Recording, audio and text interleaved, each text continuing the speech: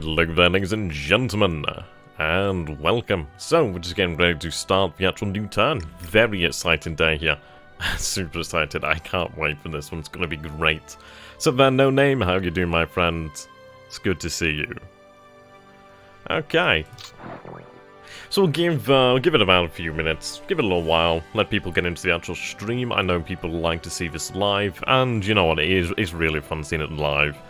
It's always the best part, because at the end of the day, it's just, it's exciting. It is very much exciting. Hello there, Anno Dobry. That's a really cool, is that Czech? Are you Czech there, my friend? Or Polish, perhaps? I apologise if I didn't get it right. So, Roach, how you doing? So, for those of you who are unaware, Commissar Roach is a superb content creator. Definitely worth checking him out. So, David, how you doing there, my friend? It's good to see you again. Ooh, it's going to be a good one today. It's going to be a good one. I mean, the thing is, we still don't have 100% idea where THG's carriers are. We kind of have an idea, but obviously the thing is, it's like, it could be wildly wrong. It could be so very wrong, but we don't know yet. I mean, the best, I suppose the best guessed idea we have at the moment is the fact that they may be at Pearl Harbor, but that's not to say that they're all there. They might be there in part. It's really hard to say. Oh, cool, Polish. Hello there, keep you, my friend. So who wants to make bets on how many Allied transports for some this turn? I mean, ideally a good few. Ideally a good few. Oh, good man in English. Alright, cool. That's pretty awesome. I'm liking that. I'm hoping that we can hit the Lancashire outside of Cormac. I'm hoping that we did actually sink the President Coolidge. I think we did, but I'm not 100% certain, to be fair. There's a couple of ships out there. We did see another ship that was a little bit further out as well. The good news is we should have a better shot at this, considering the fact that Kitabutai is already in range. Well, at least the 4 carriers there are already within range. So they should ideally be able to strike out in the AM and PM, ideally. I mean, that would be the best case scenario. I'm hoping that our submarines outside of Auckland can actually continue to sink more ships as well. That'd be very handy. Hello there, Harkin. How you doing, my friend? Okay, we'll give it a little bit longer. It's about 6:05 now. I'll give it to about 6:10, get a few people in here. I think that's probably a nice way to do things. Then at least somebody gets to see it live. It's always good that we do take this a little bit of time here then to really discuss the turn to come. Hello there, Justin. Yeah, I'm giving people a little bit more time. I know people are working and they do try to make it for the start of the stream, so I'm going to give them a little bit longer, and then we'll be able to get going. So, we did have quite a lot of success with the submarines last turn.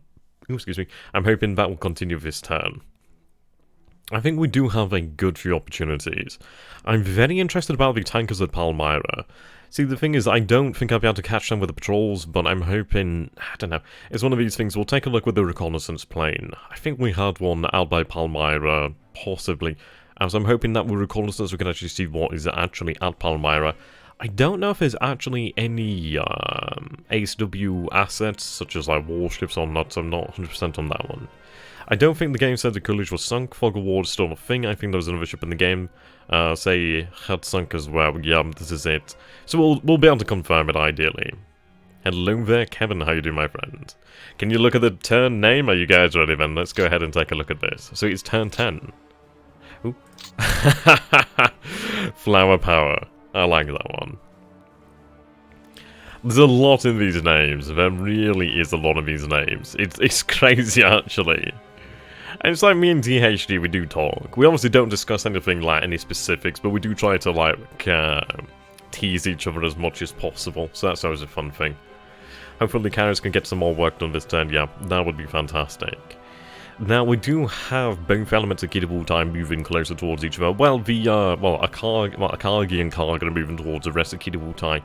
I mean, I'm really hoping, I think the biggest hope I have is the fact that, ideally, he can only see like one element of Kidabutai. I really hope that he's lost track of the other element of Kidabutai. I would be so happy if he lost track of the other two carriers. Because this is it. It's like if he loses track of two carriers or something like that, he may very well forego raids for some time anyway until he can actually identify them again. Hello there, Ethan and Borean. How you doing there, my friends? Okay, so, okay, book it. It's about 6:07 now. Yeah, we'll go ahead, we'll go ahead. I'm so goddamn anxious. There's a lot of work that's been going into this operation here. I'm just hoping it actually pays off. Worst case scenario, ooh, we'll see. We have much to be at risk. Well, much at risk here. It's not as bad as it has been in previous times, though, to be fair, so ideally we do see things go our way. Okay.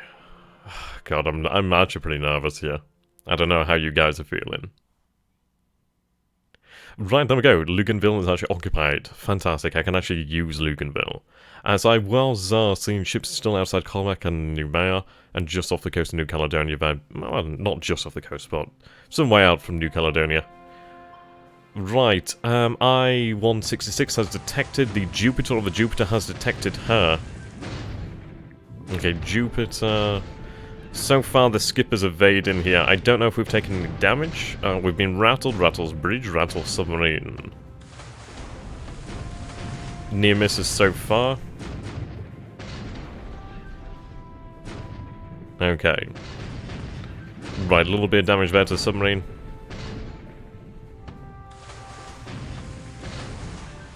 Come on, 166, you can do this. I mean, this is continuing for some while here. I'm really hoping that the Jupiter may in fact run out of these munitions. Yeah, we are taking severe damage there. Submarine suffers severe damage. 166 may go down here. Come on, 166, you can make it. Ooh. Yeah, she's getting really hit hard. Hello there, Diligent. Hello there, Steve. How you doing, my friend? Yeah, MCIGA. God damn this Jupiter. She's doing a good job here. Hello there, Rainbow Slash. Yep, Jupiter's out of ASW ammunition. She really did throw everything there. Now, 166 did take some damage. 9 hits, heavy damage. Okay, so he did do a number on 166. She might go down. I'm not entirely sure about that, but I'm hoping she does not. You're gonna love Steam being down. Is it down? Alright, fair enough. So for those of you, by the way, who are unaware of Lieutenant Rainbow Slash, he is quite a good World of Warship streamer, definitely worth checking out. Mostly on Twitch, and I believe he has a YouTube channel as well. Never seen one of these games played live. Yeah, indeed. Yeah, I mean, this is it. We are playing here in the shallow waters of Indonesia. She's not gotten down. Right, I-17, what has she found here? Lutrian 1. So this is actually a French destroyer, but we are seeing a major amount of activity over here. I figure he's actually trying to hunt us down. Right, okay, so I-17 actually manages to evade there, sighted by the escort, but she makes it out of there without being subject to any attacks. But it's interesting to discover French destroyers there. Okay, Subchaser CHA-20 engage in the Salmon. Okay, no engagement there, but obviously she was detected. We really do. Ooh, wow, okay, Dominion Monarch, please, come on, please, don't miss. God damn it! Every time! Every bloody time! How do we keep missing these massive targets? Right, well, at least we are aware now of the Transport Dominion Monarch. I really like that name, actually, Dominion Monarch. That's a cool name. Ah. God damn it.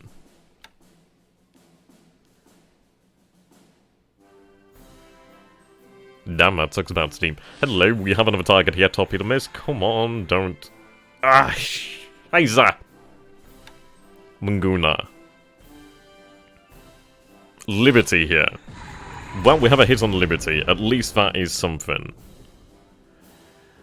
I would have preferred to have had the hits on the two transports there, so god damn it. But at least we got a hit on something so far. So there, G-Man, how you doing, my friend? Okay, Liberty goes down, that's good. We have a destroyer. escort over here, I think. We are seeing more activity over here as well. That's rather intriguing. Phelps moving into established position. We are in deep waters over here, so we do have an advantage. Right, escort abandoned, search for submarine. But there's a lot of activity over here. There's at least 2 groups of ships. There's something over here as well. I'm really wondering what this is. Okay, night air operations, nothing there. Right. Objects in the water near truck vents. So it seems like the American submarines have come to play then, it seems.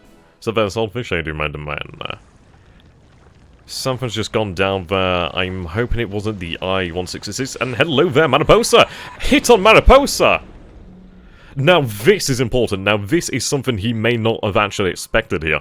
So our patrols of Johnson have borne fruit at well, at last. So the Mariposa has taken a hit here. I'm not gonna lie, I'm getting very excited here. That is a troop transport. Now we're not seeing any troops lost over here, but this is actually quite important. This is an important hit here. He does have the Kane destroyer over here. It looked as if there was additional destroyers, well, at least one here in this area. But this is a very good thing for us here. I doubt he would have actually expected to have been struck out here. Yeah, we are seeing ships over here, but this is good. At least 1 troop transport has been hit so far. She doesn't go down, but she's going to be hurt. We have... Ooh, hit but no explosion there. Oh, thank God. Okay, so the Allied submarines look to be raiding KYJ's port here. Now, this is the issue. KYJ is a size 3 port or a size 4 port. So she's not large enough to prevent these submarines coming into the actual port, really. Well, the bay. Someone makes at least 4 subs in the Japanese waters. Yeah. But, the torpedoes there didn't blow, so that's good news. Hello there, Chainsaw Joe. How you doing, my friend? Okay, so we've had some good news so far. I mean, it's a shame that we didn't hit the Dominion Monarch, but at least we hit the Mariposa, we did hit the Liberty and sank the Liberty. So let's see what the day will bring. But at least we've had 2 submarine kills so far, more or less kills. The I-166, right, Grayling's engaging with her deck gun. Ooh. Right, okay, so he's actually intercepted one of our transports on the surface here. Now, this is a dangerous situation. It looks as if he's actually intercepted the convoy on its way down to Tarawa, which is that's a worry there. I'm hoping that the actual convoy will make it out of there. Right, Shonomaru goes down.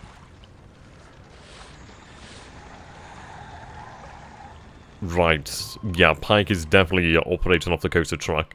Now, this is a dangerous situation. I'm hoping that we can actually deal some damage here to Pike, because this is a big deal. Now, Amagiri is not out here with, well, for no reason. She's actually escorting something. Right. Above sub-depth. Yeah, the thing is, it's diving. It's difficult here. So the escort abandons the search there, so no actual hits landed on Pike. Whew. What do we have here? Shark outside Wake Island. Yeah, this is not a good situation then.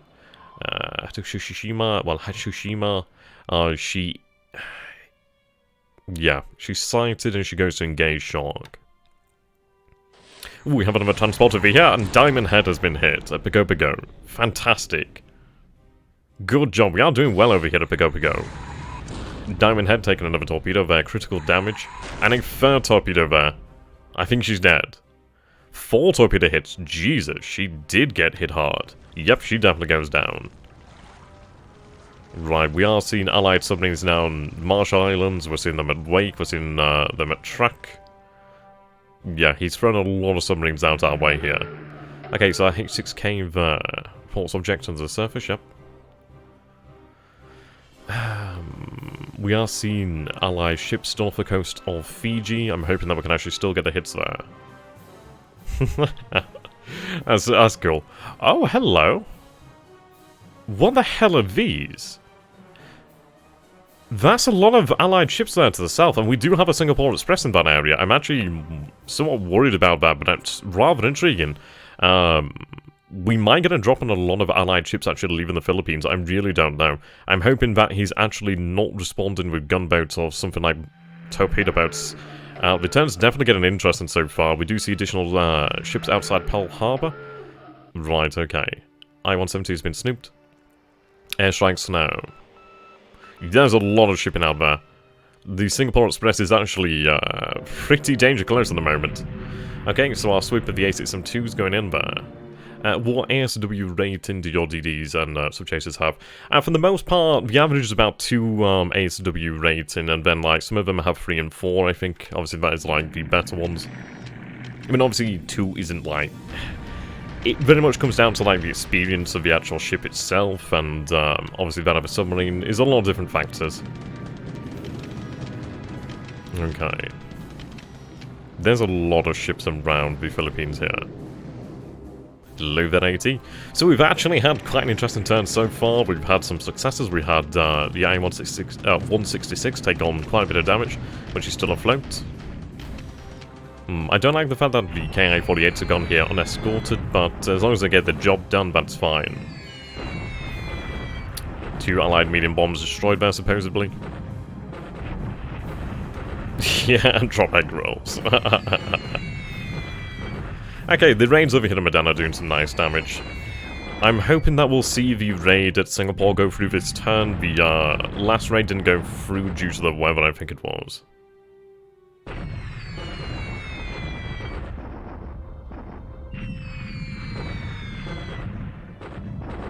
Yeah, we're actually doing quite well over here in Medan. Hello there, JV. My favourite Bordeaux. Frenchman. Okay, that was actually a very good raid there. Supposedly, 2 Blenheims damaged on the ground, 1 destroyed on the ground, 6 139 WH3s damaged on the ground, 1 destroyed on the ground. I'm getting really like tongue-tied because I'm actually really excited about this turn. Right, so we do have 10 KI-43s going in there to protect Mussing. Now, we are faced off against 14 P-40Es. It seems we are firing at them from behind. I'm hoping we can actually inflict some losses here. P-40E damage. Come on, I need these Oscars to do a good job here. I'm hoping that we have the altitude advantage on them.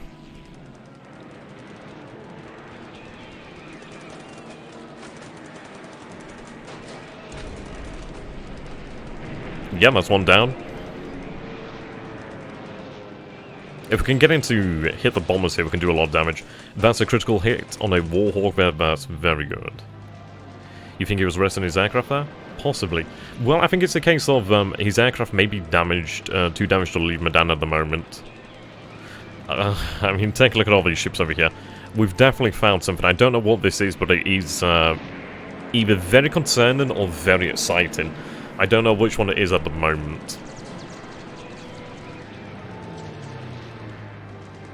Yeah, we're doing quite well here, firing from behind.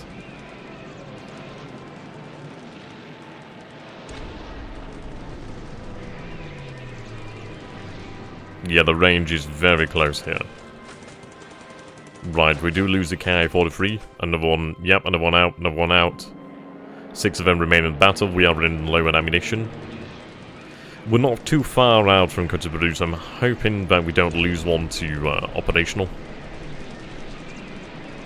We have scored about 2 critical hits on the P-40Es though. I'm hoping that may actually knock them out.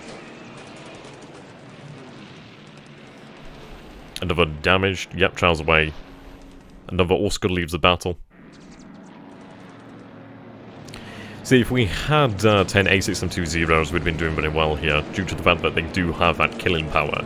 But the 1Bs aren't doing too bad. We do lose a 1B outright there.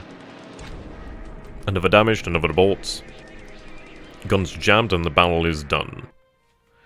Now, we did knock a few of these Warhawks out. We didn't manage to knock any of the bombers out, but the thing is, we did do damage to the actual fighter escorts, so that's quite good. Okay, so let's take a look at the actual results first. We do lose one of these Oscars, but we do supposedly destroy 2 P-40Es, and we did damage a few others though, so I'm hoping that will stack up. The Blenheim and Hudson was damaged there. So they were down at 5,000 feet there. Let's see. Right, estimated altitude was about 9,000 feet. Okay, so we should have had the range, well, the height advantage there. Okay, so we are seeing 4 Oscars here taking on 8 unescorted bombers. Now the thing is, the defensive fire may drive them away, but I'm hoping that we can actually take these guys down. At least cause enough damage to actually prevent them from raiding next turn. Yep, driven away by defensive fire. A Hudson down. Oscar's guns are jammed. Withdrawals due to engine problems. I mean, this is the issues of the fatigue on the actual airframes. Low in ammunition, losing engine pressure.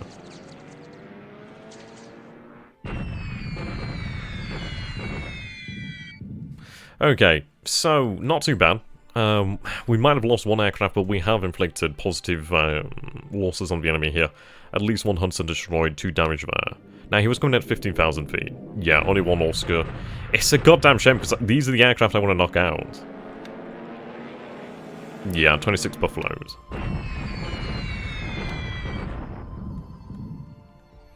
21 casualties. We're not losing men, but they are being ooh. Okay, that one K-43 is not going to do a goddamn thing to those B-17s.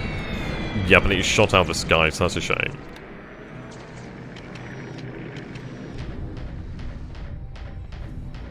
Right, reconnaissance over Comac. That's what we need there.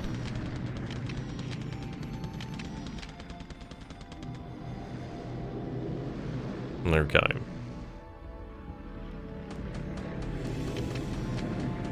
Right, we do have a raid over here, man. So 12 B5N1 Kates. We have the AMC Menorah. Come on, let's get some hits in here. Torpedo hit. Yeah, look at this. We have definitely found something over here. Indeed, biplanes. There's another torpedo. Critical damage. And a 3rd torpedo. And a 4th torpedo. I think they're gonna... And a 5th torpedo. Okay, guys, chill out. I don't have a lot of these torpedoes, so please stop. Yeah, she's gone down. I think she's dead. I think she's dead. Jesus, 5 torpedoes. The squadron definitely got a little bit carried away there. Yep, we're hitting another group of ships over here as well. We might detach these ships over here and have the surface warships go to work on these these unescorted cargoes. Severe damage. I do not think he was expecting this, but this is beautiful. We've hit him just as he's evacuating the Philippines here, it seems. I believe that was a mine layer, actually. Yeah, I don't think he's going to enjoy this. Yeah, and she goes down. 8 bomb hits there. Good. So that's 2 ships sunk in that area. We may see more in the future, but we can definitely detach some of the warships from the Singapore Express and hunt down those ships there. I think we'll take that opportunity. We'll see what the situation is, but I think it'd be a good idea to take that opportunity. Yeah, 5 torpedoes, yeah, definitely too much there. We are seeing a lot of activity outside Pearl Harbor. A lot of activity.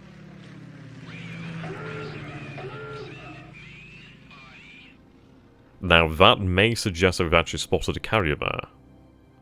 Hello there, Captain Shipyard. Okay, so we've been Singapore again, but nothing of this, guys. Hello there, Bill. Yep, nice catch so far. Hopefully so. Hopefully so. He lost sight of the light carriers, and I'm hoping that's going to come back to haunt him. Yeah, true, I suppose.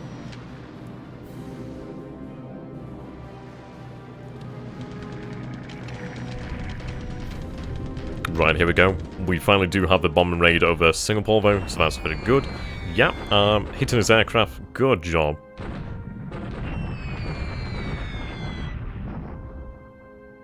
And this is how we're going to deal with Singapore, basically. We can't knock the actual airfield out, but we can actually knock out the planes on the ground.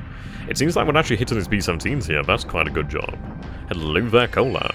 So far, so good. So far, so good. Okay, so 2 damaged KI-21 2A Sallies. Hopefully they make it back, but whoa! Ho, ho, ho! Merry Christmas, motherfucker! Right, 3 Buffaloes damaged, 1 destroyed on the ground. 8 B-17s damaged, 1 destroyed on the ground. 2 H-81A3s, so these are the Flying Tigers, well, actually Chinese models. 2 damaged, 1 destroyed on the ground. 3 P-40B Warhawks, 1 destroyed on the ground. 4 wildebeests damaged, 1 Swordfish destroyed on the ground, and it shall burn. 4 hits in the airbase. The good thing, well, the thing that we want to hit is the airbase supply, but that is actually a very good raid there. So this really Yeah, I don't think it's going to be happy about this, but this actually does show how effective this can be with the small raids, actually. Now, we did conduct this at about...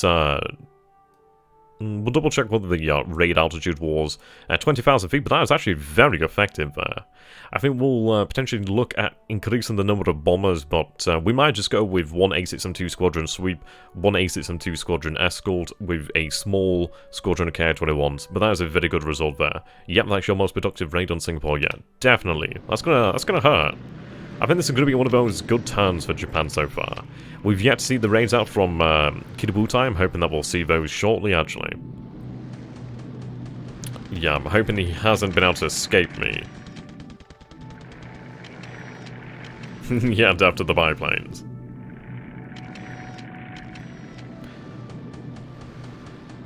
Right. Oh, fantastic. The Singapore Express is hitting a third target here. I mean, these are only small targets. Yep. Good shooting, Tex. Good shooting. Okay, another one. Okay, we are getting very... Oh, okay. Don't use a fourth. Yeah, I think she's dead. I think she's dead. Yeah.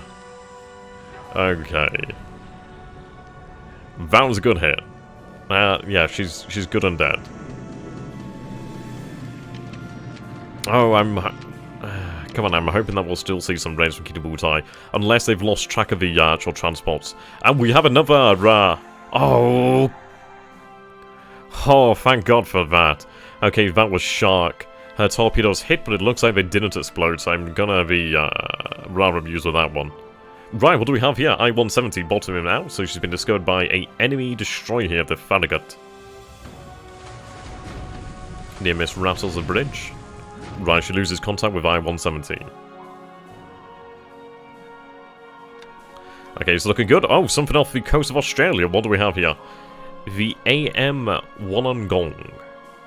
Not exactly prime target. Hello, another target. Ooh, hit but no explosion. Oh. Yeah, THG is going to be turning his hair out over here. I'm sure he's going to be turning his hair out when it comes to this. Something's just sank there. I-2. She's been hunted here. Near miss rattles the subs, damage the tubes, forward torpedo tube damage. Okay, we need to get the hell away from Brooks. But she has done her job and hit the actual troop transport there. But I do want to get the I-2 out of there. Oh god, this has been a very interesting turn, but I'm not seeing anything from Kitabutai, so what the hell's going on there? No, we're not going to see any raids then over New Caledonia then. Right, Allied Bombardment at Mersing. Let's take a look at the numbers here. So he has the 12th Indian Brigade, he has the 28th Gurkha Brigade there. 6th Indian, 15th Indian, 27th Australian, 22nd Australian, 1st Malayan Battalion, 2nd Loyal Battalion, I don't know what that is exactly, elements of the 1st Manchester Battalion. Lots of different forces over here. He does have the 3rd Cavalry Regiment, he has the 30th Battery then. But this is interesting. This is interesting. Yeah, Mark 14s. And this is resulting in, let's gain some information here. We can see that it does have a 5th Field Regiment. Okay.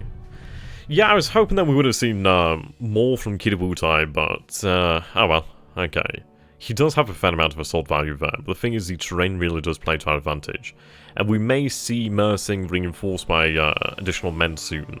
Need to check on when they're actually going to be ready to ship out. Is that the end of the turn? Yeah, that may in fact be the end of the turn there. I don't think we have any other combat. Interesting. Very interesting. I honestly expected he would be attacking me at Clark, but he's, yeah, taking out a commission to begin refitting at Hong Kong. There we go. So we're going to be upgrading our destroyer minesweepers over there. Oh, wow. Okay. Thank you very much for that, Diligent. That's really appreciated, my man. US Mark 14 torpedoes are the best, yeah. Whew. It's been a very exciting turn, Ben. We didn't have carrier action from Kitabutai, but we have had carrier action come about from the Singapore Express. Yeah, I can imagine. I mean, our submarines are taking hits, so that's the issue. Yes, the rest of the 84th Naval Guard has finally arrived. Fantastic. Oh, boy. Okay, let's check out over here, then. 2 DDs, patrol, right, sub-chasers. I was hoping that we might have had sight of a carrier or something like that, but alas no. We are seeing 2 destroyers over here, a light cruiser and a destroyer over here supposedly, but there's another 2 ships. We did hit the actual troop transport over there, which is fantastic. Okay, so by Palmyra, we are seeing actually a decently sized force. 5 ships there, 5 ships there. Now, I don't believe for an instance that he would have such a large force over here for no reason. It may be worth our time when able to actually come round and hit Palmyra. I didn't sink anything off the coast of New Zealand, but we are seeing a lot of ships over here. It may be again worth our time to come actually down here, just really annihilate the shipping in the area. The transport there. Yep, it actually looks as if the coast is clear. Right, we have a better idea of what's actually here now. So 5,520 men, 45 guns and 2 AFVs. There's a PT in the actual port here. It looks as though we lost sight of the actual transports around here. That's a shame. Now we do have Luganville. I don't know if there's anything over here to Carmack. We did run reconnaissance over Carmack, but it seems we haven't sighted anything, but I don't know how accurate that is. Now Kiributai. Interesting. Now, ladies and gentlemen, we have something very interesting over here. So, from what I can understand here, a Kargi and Karga have been spotted. But Zuikaku, Shoukaku, Solru and Hiru have not been spotted. As far as I can tell. Now that does actually really give me an interesting opportunity there. Yeah, we'll go ahead and check on the damaged subs over here. Right, I-124, she's still alive. She is indeed crippled, but she's still going strong. Now we're going to have her... I mean, if she could make it to Saigon, that'd be great, but we'll try and get her anywhere, really, where there is a friendly port. At least then she can actually rest sooner rather than later. Direct routing. Okay. And I believe it's the I-166, yep. Okay, let's take a look at her. She's damaged, but she's not as buggered as the other submarine over here. But it's still not good that we are taking hits to our submarines, but the thing is that is to be expected. Okay, so return to Kotobaru. Yeah, she is hurt, but she's still... Yeah, she'll live. She'll live if she can make it. Right, I-123 has been spotted. We know this is a very active area. Oh, wow.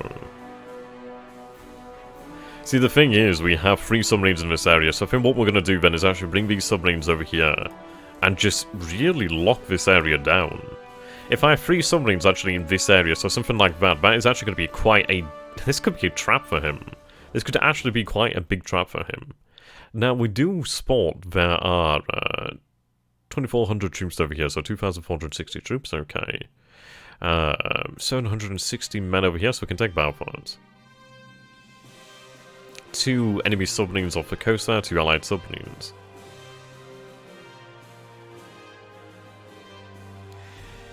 Yeah.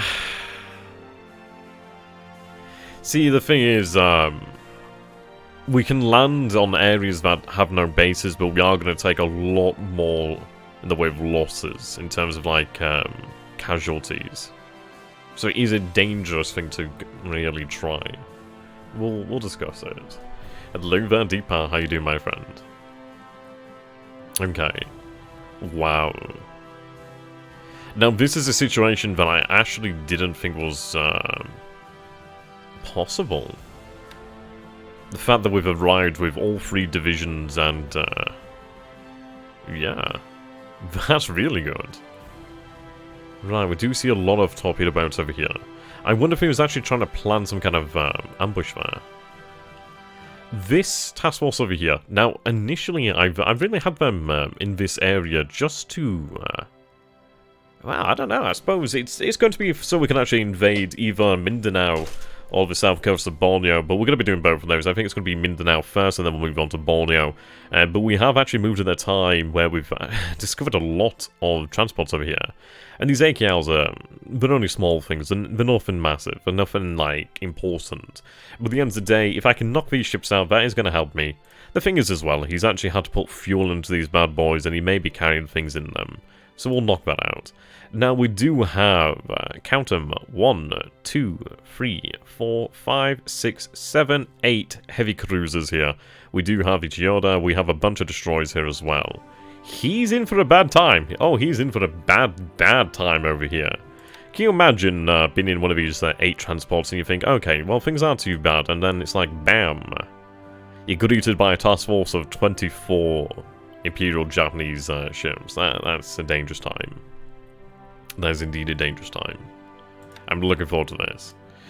Right. It might be good to take it northeast to see if there are more task forces. If there are, they will surely turn around this turn.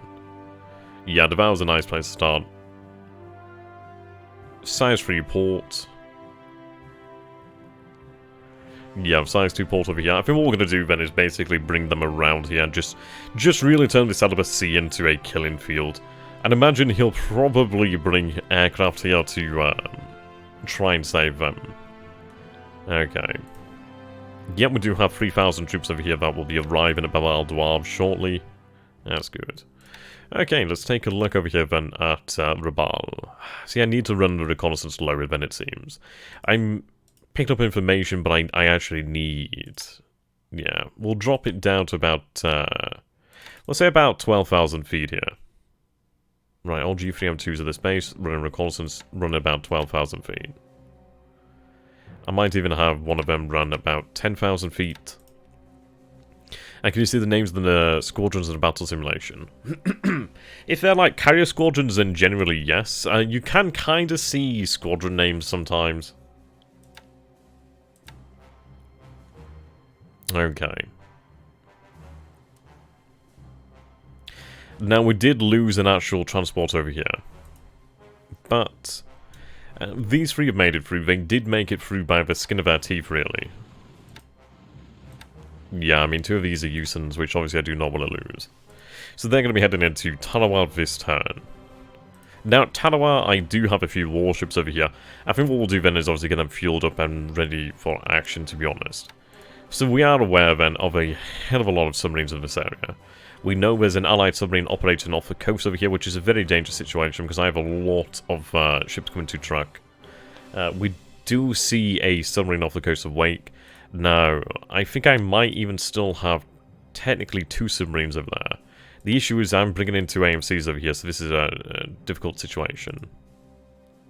I do not want to lose those AMCs. Okay.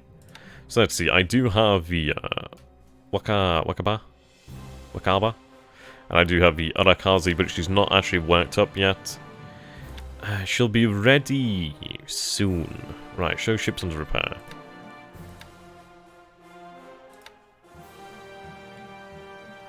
Right, in a day... Alright, you'll be ready... never mind. 1 sec.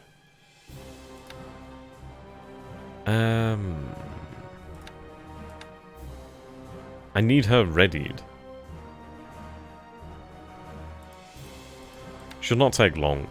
Can you take a look at the airplane losses? Yep, we'll do shortly.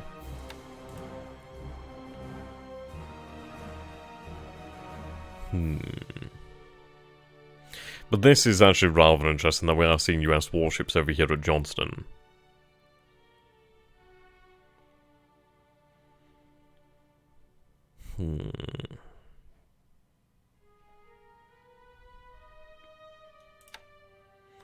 But over here at New Caledonia, we don't see any ships in the area. We know they're here, but they must have run. I'd imagine they probably made... Well, I bet they've headed out at full speed to get the hell out of the area.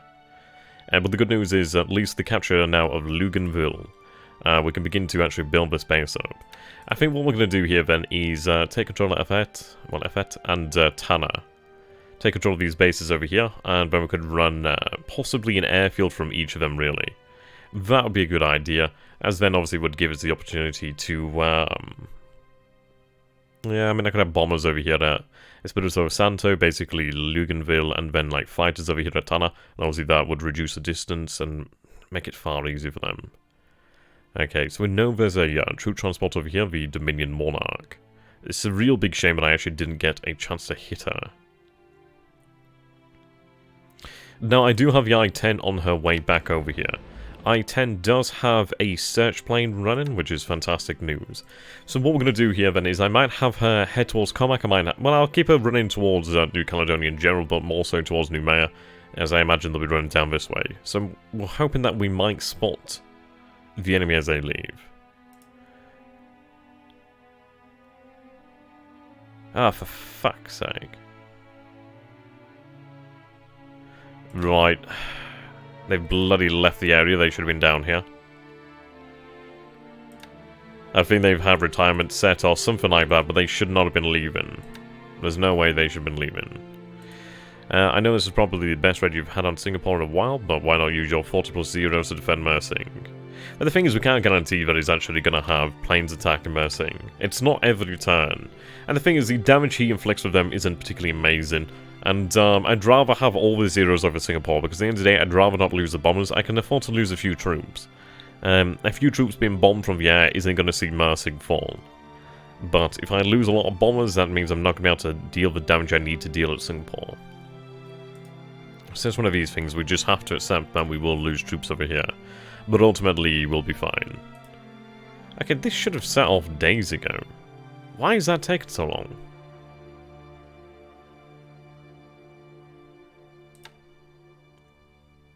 I'm going to cancel that. I want it to leave this turn. I don't care if they're fully loaded or not, but they need to get going. We need these support troops. Especially these guns as well. Those 7 guns, the 200 infantry and 196, yeah, definitely need them. Definitely that one.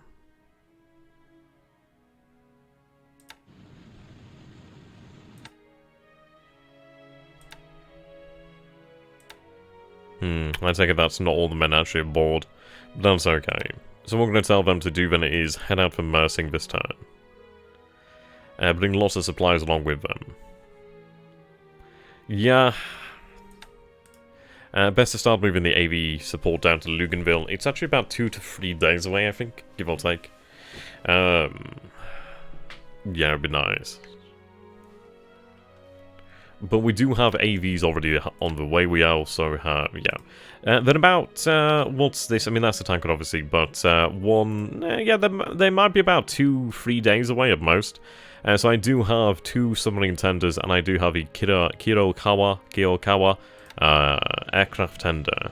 Should be arriving down there shortly. I have a feeling that now the carriers have been spotted for a while, it feels like a while, he might try to use his carriers in the area where you don't have them. Potentially so, but the question is going to be how and where is he going to use them? There's only so much damage he can inflict. He can't, without troops, really cause lasting damage as such.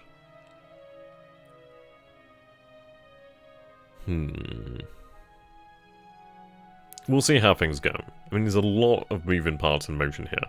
I'm a little annoyed that this force has actually left the area. They should have absolutely remained here at Luganville. So something's gone wrong there. The other ones are still here then, so that's at least something that's working in my favour. Yeah, 2 patrol boats over here. We also do have the cruiser mine layer Sugaru. Okay, the Luganville Express has arrived with additional supply as well, which is a very important thing here. We don't have a huge amount of supplies, so supply is absolutely needed. We are currently unloading here as well. It might have been due to the fact that their home port wasn't set. But then again, I couldn't have set it to Luganville due to the fact that we didn't actually at the time own Luganville. So we'll set it to Luganville now, so it will not move. I mean, airbase support land units, you can't use an airfield that doesn't have a base force. We have a base force on its way, actually.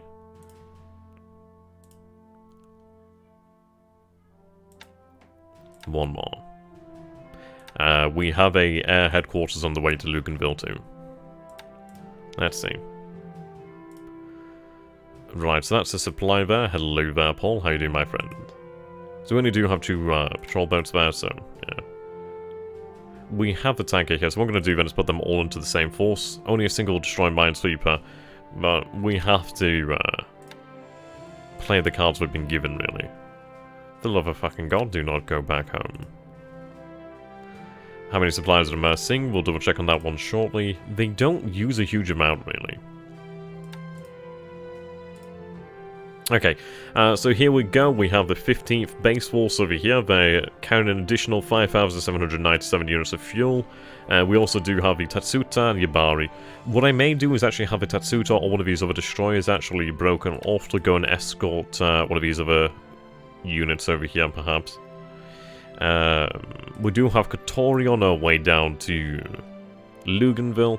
She's carrying a couple of the Maizuru 1st SLF. Yeah, so 112 troops, a vehicle there, 8 guns, another 207 support. Yep, so that's not too bad. At the end of the day, I'm building my forces over here at Luganville so I can actually take a look at the situation and decide what we're going to do. Okay, so I do note that he actually has aircraft over here at Suva now. That's something that we previously didn't see, so that's very important information there. There's a shitload of destroyers over here. I don't know if they're actually destroyers or whether they're like gunboats or something, but that is a shitload of destroyers.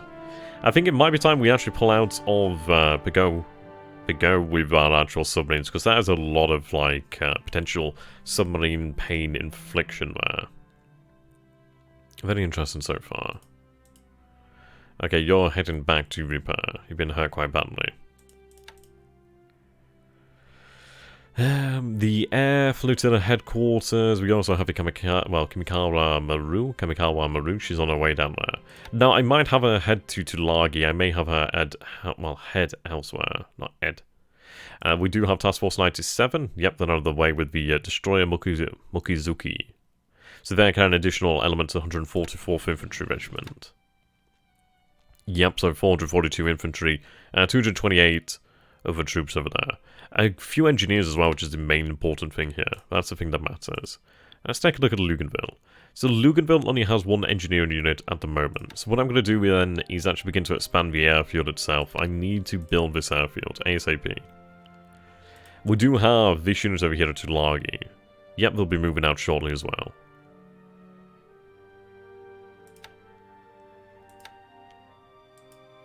I was hoping that cruise speed would see them save fuel, but it doesn't. Okay, they'll make it. They'll make it. So we have 670 troops over here. We have 813 troops over here. I think what we may do here then is potentially have Task Force 97 actually meet Task Force 88 over here to Lagi, basically Guadalcanal. That means I could have these guys, then again, it's one of these, isn't it? Should we just get moving now, and then at least we actually can have the men arrive where they need to be? I should have called the stream Sunday. Yeah, I know, right? I'll actually be playing Warplan Orange on the Slithering Twitch channel this Friday, actually. We're going to be playing some Warplan Orange. That's going to be really fun. I'm going to actually double check and see what scenarios there are, which one could be a fun one. So yeah, we'll be playing another 3 hours of Warplan Orange on Friday. That's going to be awesome.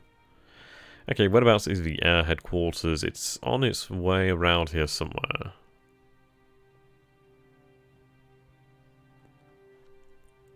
Ah, yes, I know where it is now. It is over here. Is this it? That's the 21st Air Flotilla headquarters. Yeah.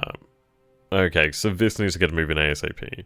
I may leave behind Yuzuki, but what I'll do is I'll have Yuzuki continue to about here, then turn around and refuel, because obviously we are aware of submarines in this area.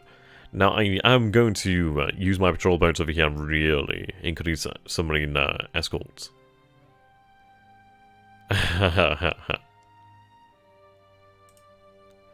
Okay. No, the destroyers themselves are a little bit low in fuel, but we need to get the hell out of here. So let's make for Luganville. 4 to 3 hexes away. We are making 3 hexes per turn. What are the plans to fight the Americans? Oh, we've fire and sword. We've fire and sword and torpedo.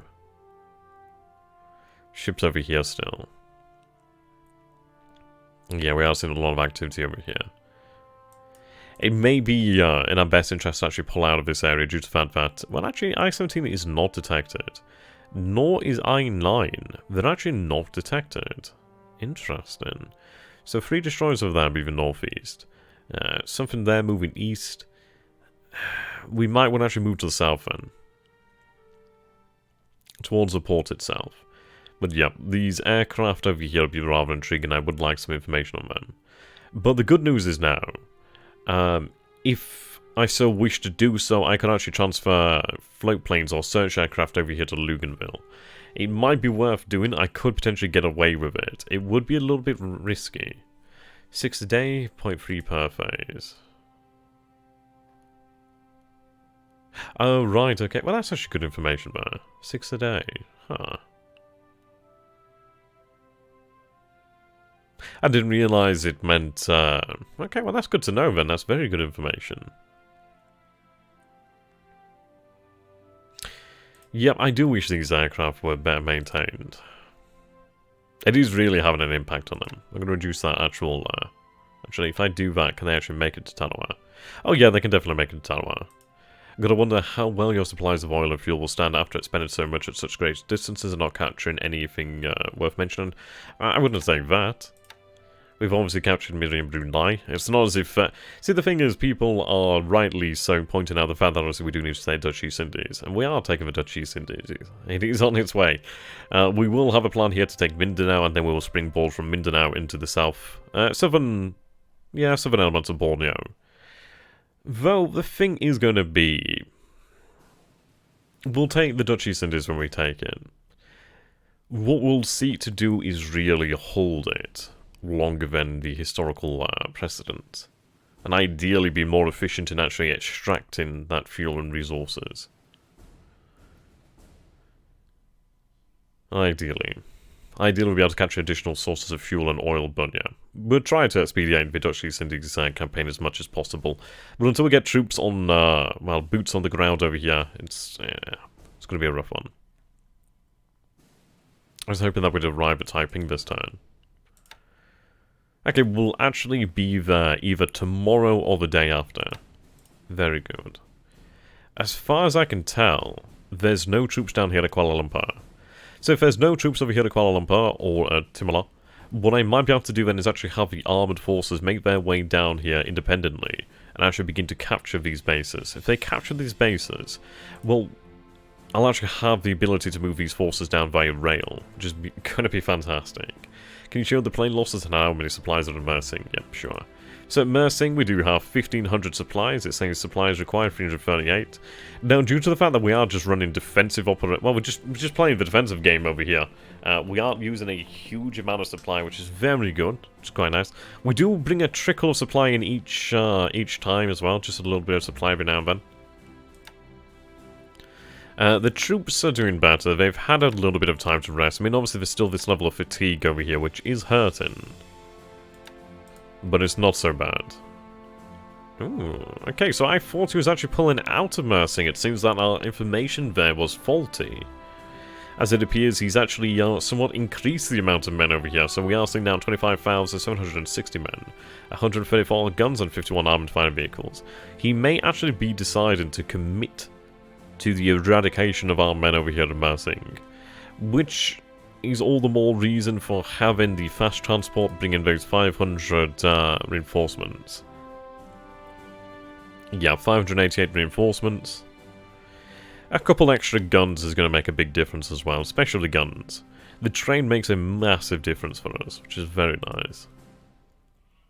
Okay, heavy cruiser there, 2 oilers, 2 tankers over here. Submarines moving out. Shore boats over here. Submarine over here. Ah, fantastic. So our fast transports have actually arrived over here. So let's take a look. We'll combine them into a single force then to make it easier.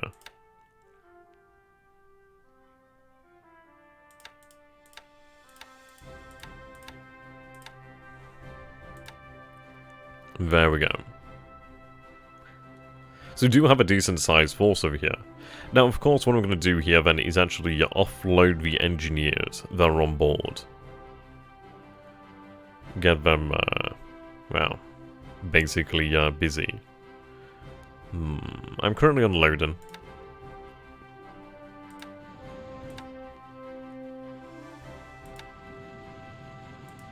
In fairness, it might not be a bad idea to unload.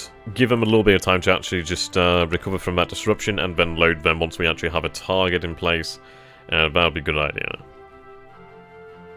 Or we could just have the engineers offload.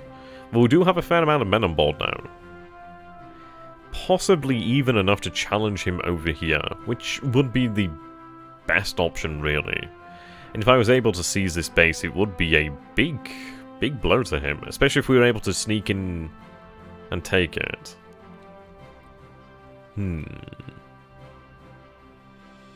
Okay, we'll take a look at the aircraft losses then. Okay, so he's lost at least 4 P-40E Warhawks. We lost 2 Oscars, we lost apparently 2 Zeros over here. I wonder, right, operational, so I'm going to assume that that was from the operations of Medan. To Hudson's. Operational. 2 139s, 2 Swordfish, 2 Blenheims. Yep, this is our reconnaissance craft. It's a shame that we lost a Mavis over here. That bloody does hurt. C5M2 Babs. Warhawk P40B. He has actually lost a B-17. Whatever the hell a beach is. A beach? L212. I don't even know what L212 is, but it's been lost. Buffalo and a H81A3. I'm not seeing any massive operational losses over here, so I don't think we've actually sank a ship that actually did have any squadrons aboard. Okay. So, not too bad. So 3 operational losses, 10 destroyed in the airfield, 5 destroyed in air-to-air. We lost 2 in air-to-air, 0 in the airfield, 1 destroyed by flak, and 4 operational losses. So he's actually lost a few aircraft this turn. Not a massive amount, but at least it's something that is going to be a positive result in our favour. I need to deal with this situation over here. I'm really considering actually turning these convoys and actually having them head into Kijo and having the supplies, the resources making their way down here to Fusan.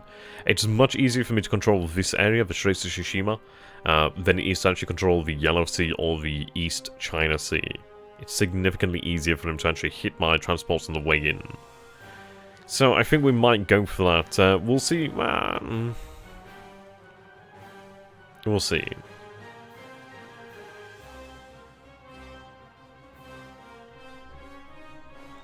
I think it might be worthwhile doing. I mean, Kijo, however, she's a size 4 port. What I could do... Korean Army headquarters there. What I may do is actually send a good few of these engineers from Fusan to Kijo. Possibly.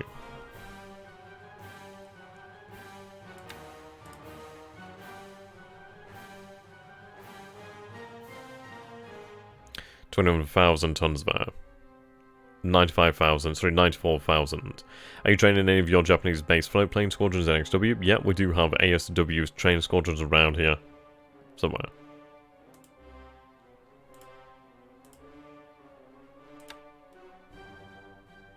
They're doing naval attack.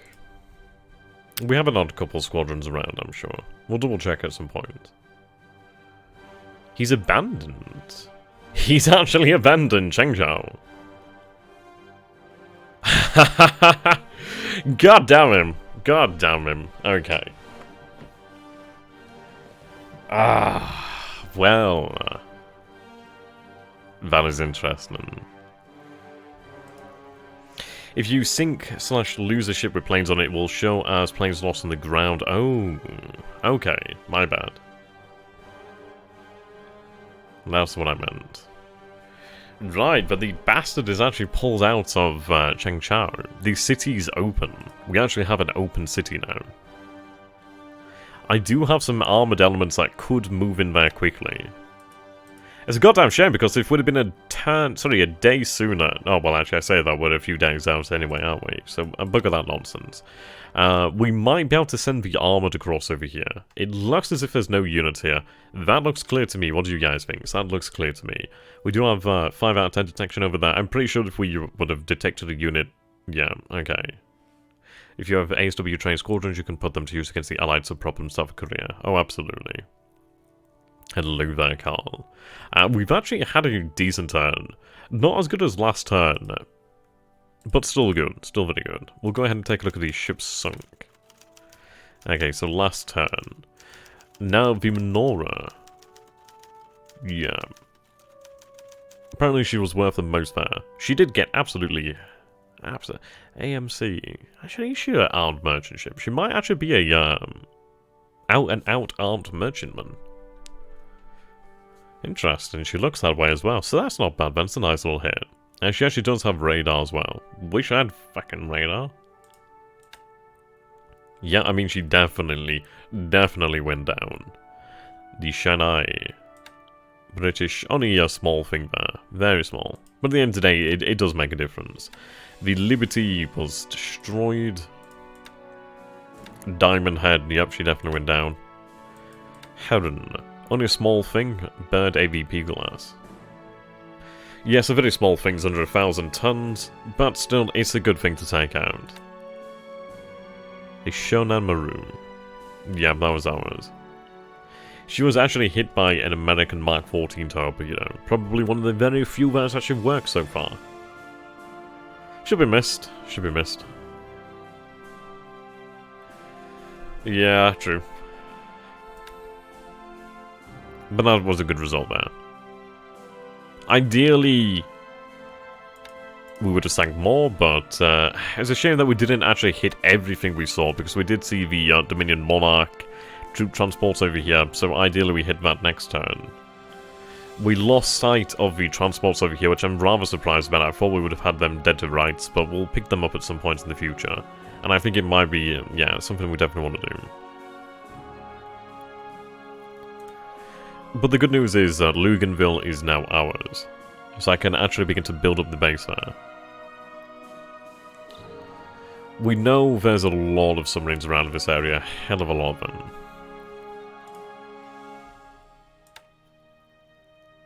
I suppose we do have quite a few squadrons actually training in ASW by just actual experience alone. They should gain it when they actually do it. I mean, I could have them run training, but it's one of these things I need them out for. Even if they're not very good at it, even if they're unlikely to even score a hit, I need them out there. Absolutely. What's their normal operation? About 17. I might reduce them to actually reduce the, yeah, the fatigue on the plane is pretty rough, isn't it? I'll reduce that down to about 17 then. I don't want them to fly beyond their normal range. Okay, so we have our transports over here. There's only 24 troops here. There's a lot of supply. Okay. So I do have the Hatsushima. She's still active. Yeah, there's a lot of supply there. 2,000 tons of supply at Wake Island. Fortifications are being built. We do have 24 engineers here. Not bad. So the 5th base force is still unpacking. So tomorrow they should be unpacked. And that means they'll be far more effective, which is really quite good. I mean, we have 16 guns here so far, which is nice. Obviously, it's not going to be anything enough to put off an American carrier strike, but I'm hoping that he has a shot. Yeah, the G4M1's over here. ASW patrol. At least we do have a few aircraft over here to help out, so that does make a difference. We'll go for the operations report.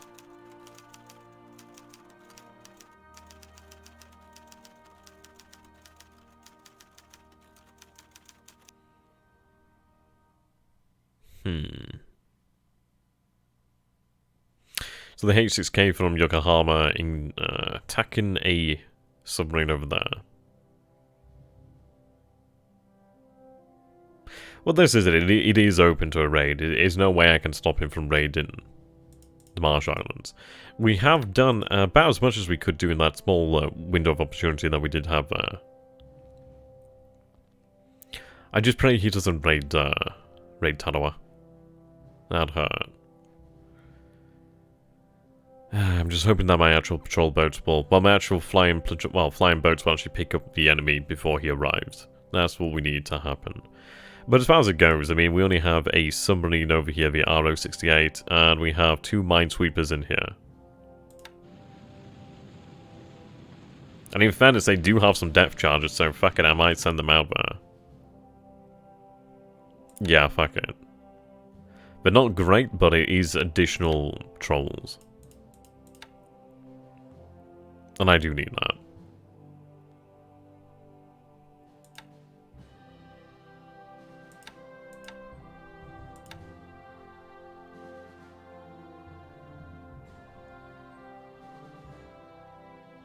Look again, aircraft sighted over the tanker near truck. Yeah. That's a worrying thing, then we'll check that one out in a moment.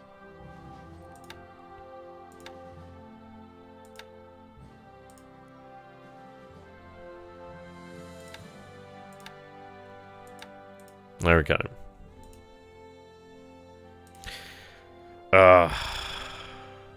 The I-168. She's making her way in.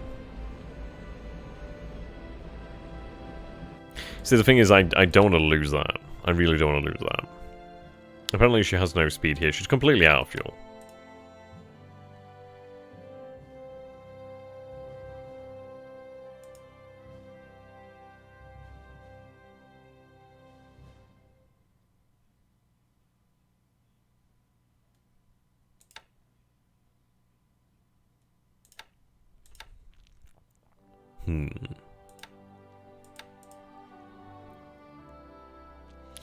Yep, so there's not much over here. A lot of our actual forces didn't make it out. Right, Chichijima base force over there. What I might do is actually have a Chichijima base... I keep wanting to say space force. Yeah, we'll have the Chichijima space force actually deployed down here. It sounds so freaking sci-fi when you say Chichijima. I actually love how it sounds when you actually say Chichijima. It just rolls off the goddamn tongue. Like, come on guys, you say Chichijima, and you tell me it doesn't roll off the goddamn tongue.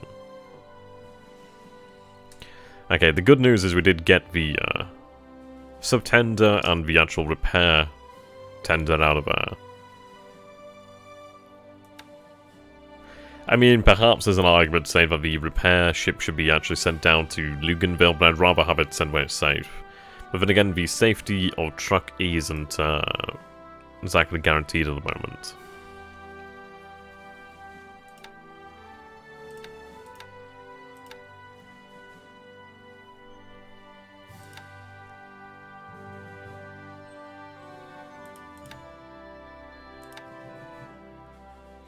I mean, the good news is, well, then again, truck does have 300 mines. So, it's also a protected port as well, which is very good news. Yeah, that is very good news. So if he does come and knocking at truck, he is in for a rude awakening, so he can't raid this. I am requiring a lot more aviation support here. Ah yeah, that would be with the, actually, they've not even arrived yet. I wonder, is it due to them being split up? I did take some aviation support away, didn't I?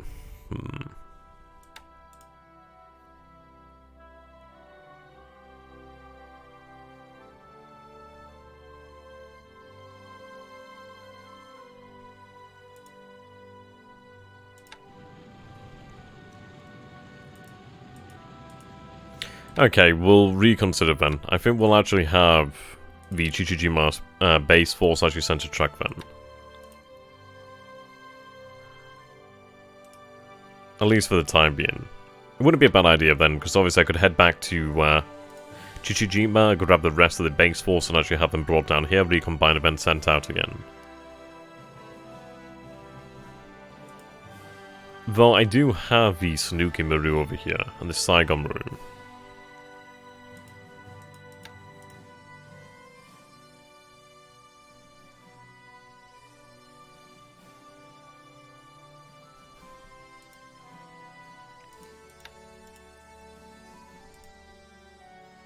Yep, here we have the 84th. Rebuild that unit then. Okay, fantastic. So we might have to wait a day for them to be made ready. But we actually do have a full unit here now ready to go, which is fantastic. Well, more or less ready to go.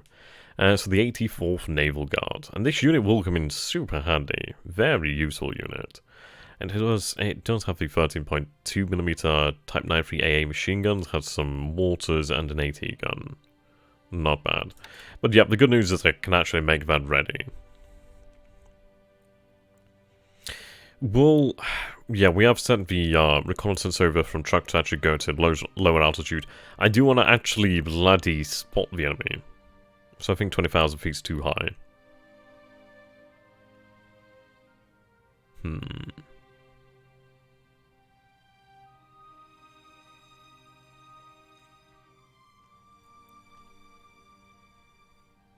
Interesting.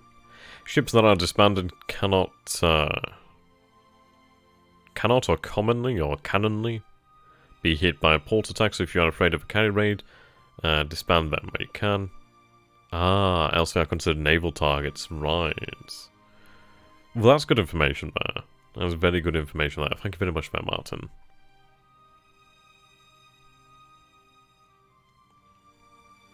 Okay, so he does have detection over some of the forces here, but not all of them. Is it possible to move your planes out of KYJ to other less important close bases if he bombs KYJ? Yeah, that's going to be the idea, actually. And that was also fixed ship damage. Good idea, good idea.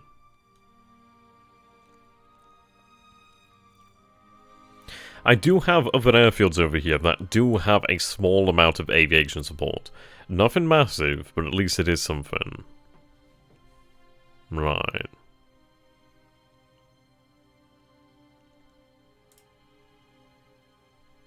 The 6th base force then has been taking a long time to be transported out here. It has brought some additional aviation support. I mean, it's brought additional AA defenses though, which is at least something. Something at the end of the day. A couple squads of SLF and some SLF HMGs as well as welcome. The 25mm AA guns are quite decent. Well, they're better than what I've got. Which does make a difference. There's only 100 assault value here, so nothing major. Quite a bit of supply here now. 5,000 tons.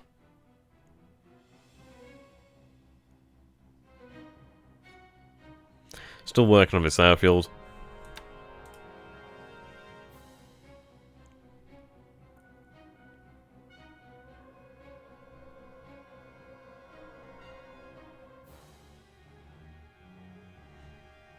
Okay. You also gain the element of surprise, you have definitely.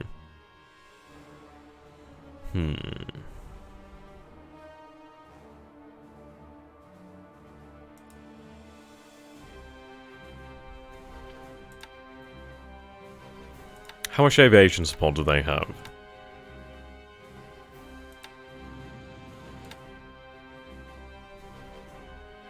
Nine. Not a huge amount. Okay, what I'm gonna do here then... Actually, a few thousand tons of supply there, that's really handy. Okay, what we're gonna do then is, rather than move back to truck, what I'm gonna do here then... So it does actually make sense, is I can actually have... so we do have a size 2 airfield over here. I could actually take some elements from truck and I have it sent over here to Panupi.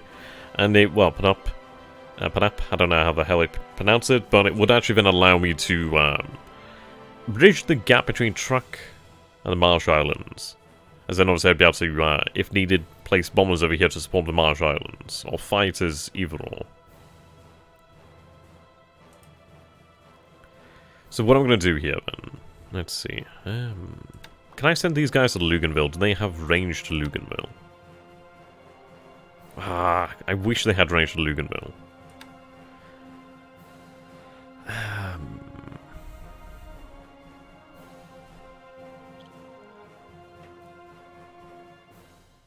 He's running reconnaissance over the Shortlands.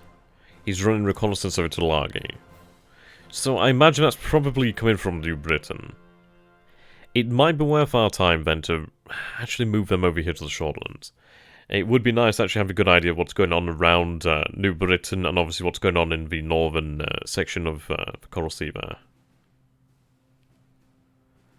It's really hard to say. It's really hard to say.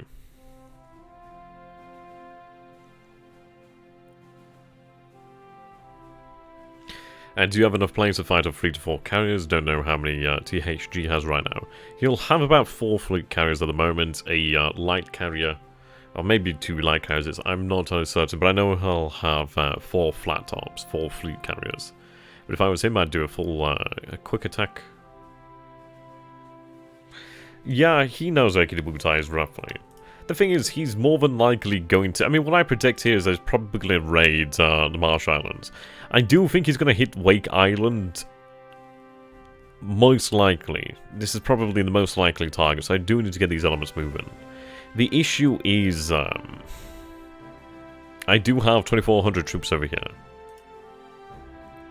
And I do need to get them bloody well moving.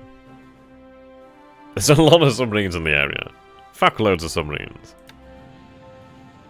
Ish.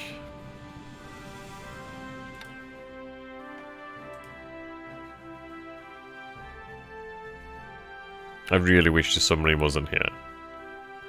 I suppose at the end of the day, if it does get hit, at least it's going to be in port over here when it might survive then. Obviously it'd be a target to aircraft, but at least it might have a shot at surviving.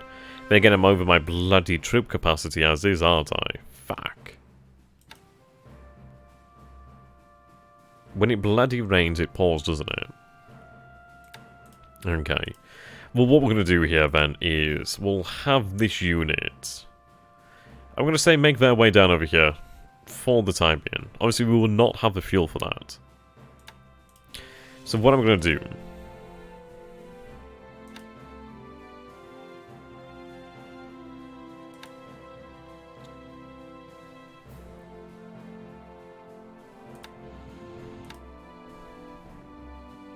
Right, you just have the 2 37mm AT guns there. Yep, we will be doing that shortly, don't worry about that.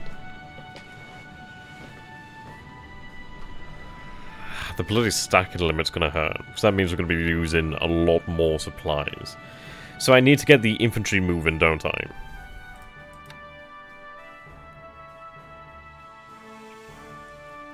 It's not a light unit either.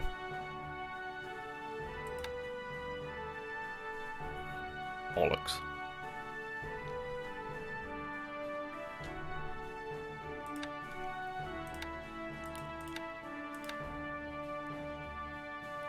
Okay, well I do have 2 destroyers over here, which is actually really a godsend, I'm not gonna lie. In fact, what I might do here then is actually split them into 2 different forces. At least then we are patrolling. Yeah, we'll split them into 2 different forces here. Both of them obviously remain on station, but I'm hoping that 2 separate task forces will have a better chance of actually hitting it.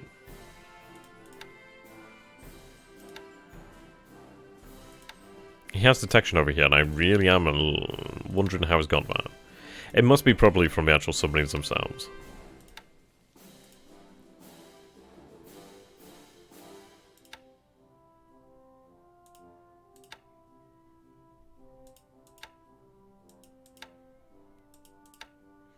And the issue is, obviously, I'd like to actually escort my submarine, well, my actual transports out, but it's a difficult situation here, because obviously with the submarine there, it does make things harder.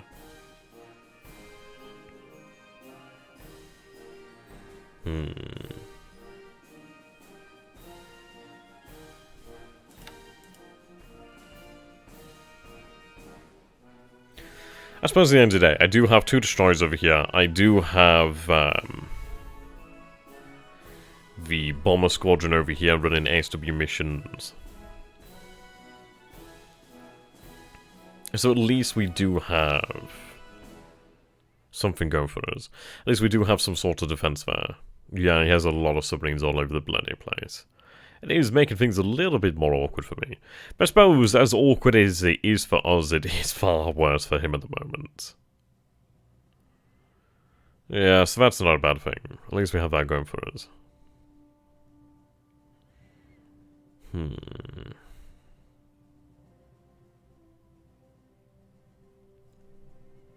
Though we'll have to continue. Difficulty over here. I mean, I do have a solution. Excuse me. What I could do is actually take... Let's see. I could take from the actual transport group over here.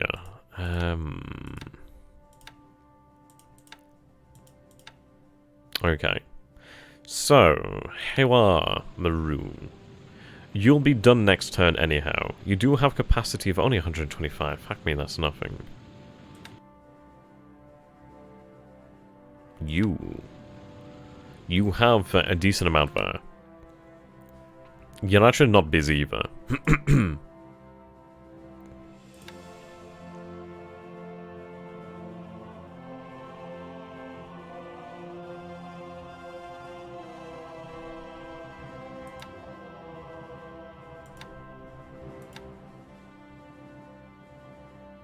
Right, these guys are full on.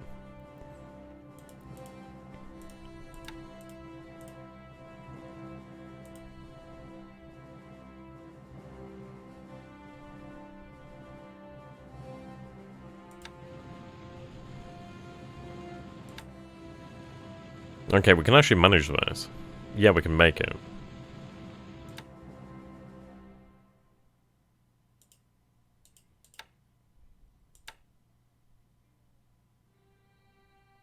Yes, we can make it. Right.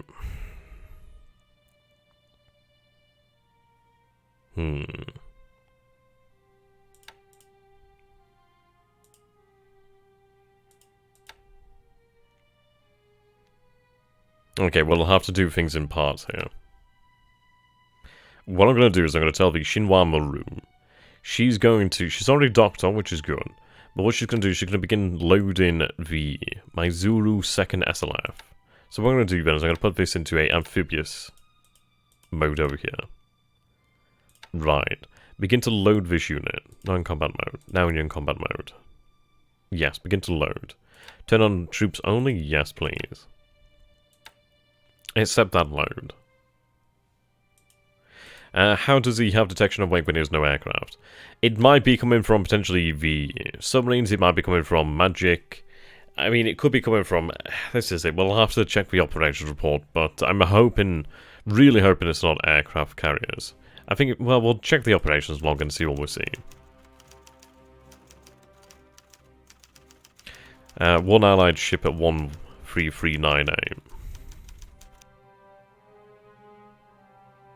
13398.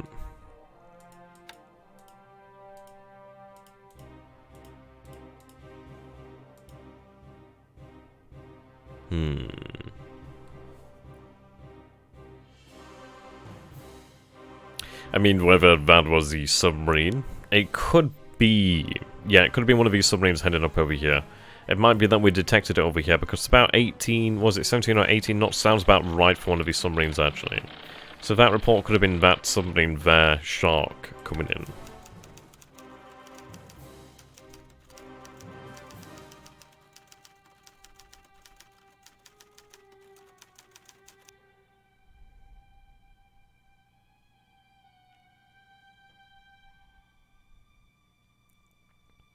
Radio transmissions. Okay, that's interesting to know there. We'll check on signal intelligence shortly, actually. It seems that we are seeing radio transmissions here, so that's good. We'll check that out.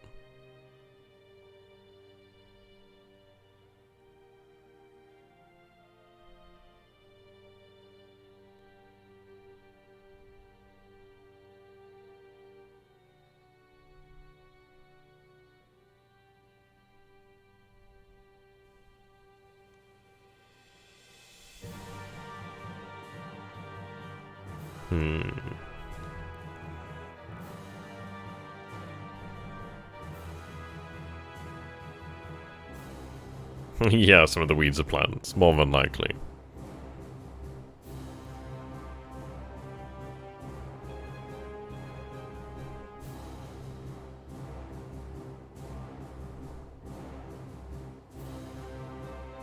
I really need the maintenance facilities for these H6K4s.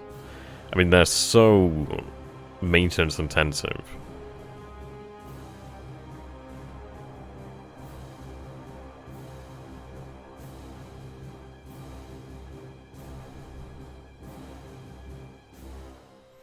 Detects Allied level bomber at 120 and 150 near Luganville.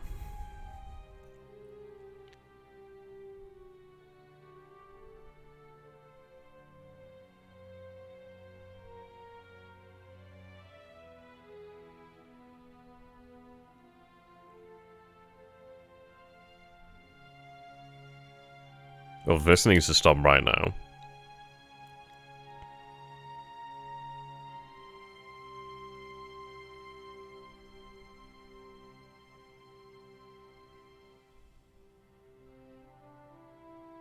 Suvan expands the airfield to size 3. That's good to know.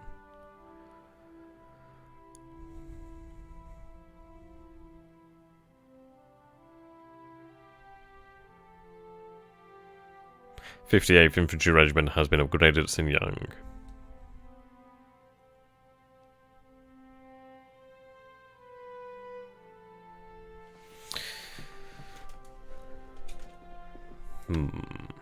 We'll check on the signal intelligence then. Heavy volume of radio transmission detected at Rangoon. That's interesting.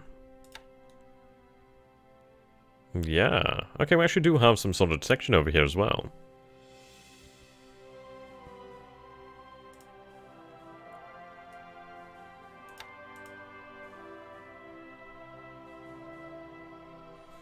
Okay, we might actually have the naval bombers take a look at this area. We might even go for a port attack. Maybe. He only has a couple fighters out there.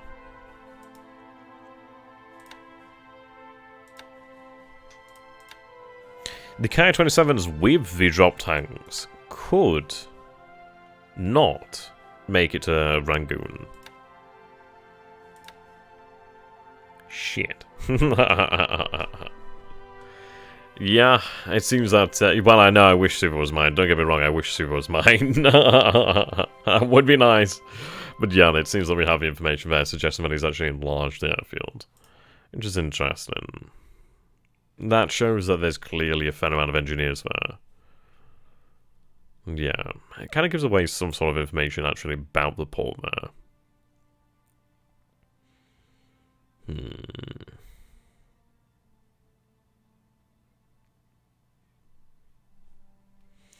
Okay, well that's something to bear in mind then.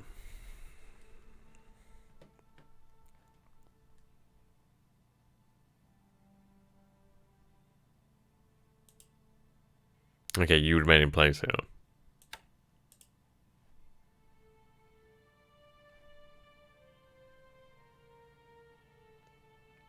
Ship sighted in port 9. That's interesting. He really must be trying to actually evacuate his ships out here. It might be worth it for the Singapore Express to actually continue down this way. But what we're going to do here then, is I'm going to take the Singapore Express. And in all honesty, I could actually set up a couple hunter-killer groups here. I'm thinking maybe heavy cruiser, 2 destroyers or something of that nature.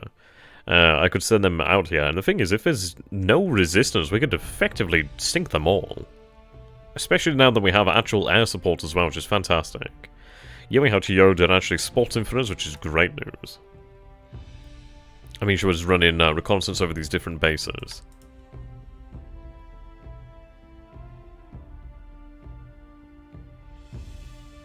As far as I can tell, I think these bases are empty.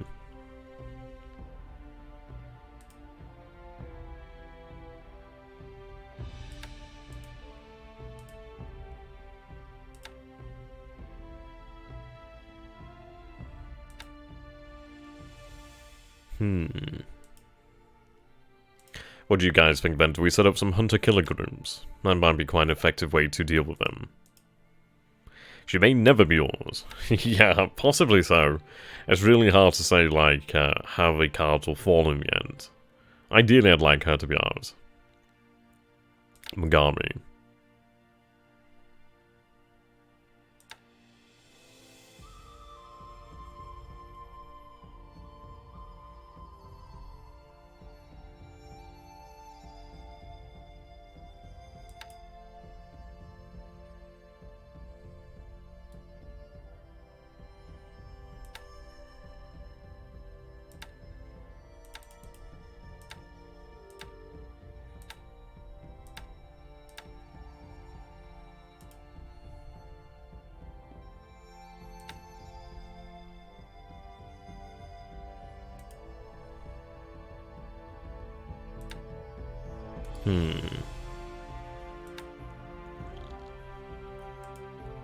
I'm only detaching a few of them, but as far as we can see, there's no resistance over this way. I do have naval bombers over here, so I'm going to actually have them directed over the Celebes Sea. I mean, I'd be rather impressed if there was a battlecruiser or a battleship down here. I would be rather impressed. But we do have a few things going for us. So if we take a look over here then, so we do have the G4M1s. What I'm going to do here then, actually what was that with the fighters? Okay, thank God they're still all ready. That's what I need. Okay, so what we're going to do is we're going to take all the G4M1s. Rebuild the unit. Odd, you should actually be able to use torpedoes. You are assigned to the 3rd Air Division, no wonder then. We now have the 23rd Air Flotilla on station.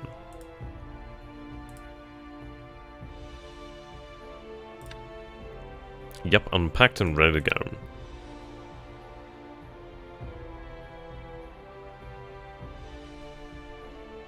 And thank God we do have unlimited capacity here.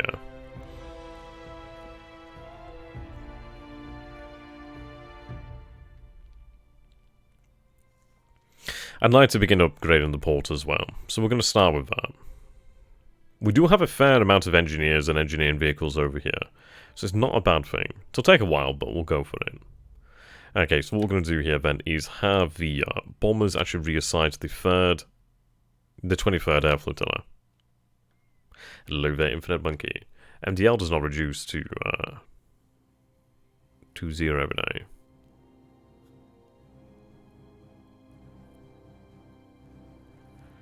Wake. Well, Wake's been ours for a few weeks, I'd say, at this point. I don't know, how long... When did we take Wake? We took Wake relatively recent. Well, relatively quickly. I think it fell maybe on the 1st or 2nd day of battle there? I can't remember, but it was very early. We've had it a fair while now. Okay, double check that it is the 23rd. Yes, the 23rd.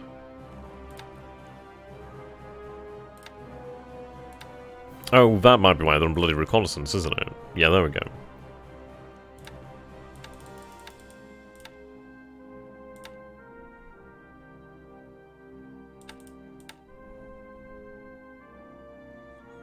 What sort of range are we looking at over here? 25 hexes. Okay, so I can cover this area. I mean, I could cover this area, actually. But would you run back, maybe?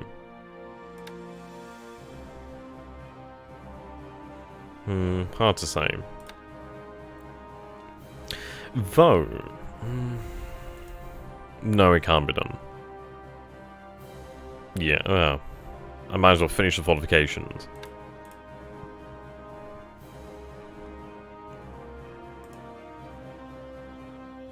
Okay, so you'll be there next turn. That's good.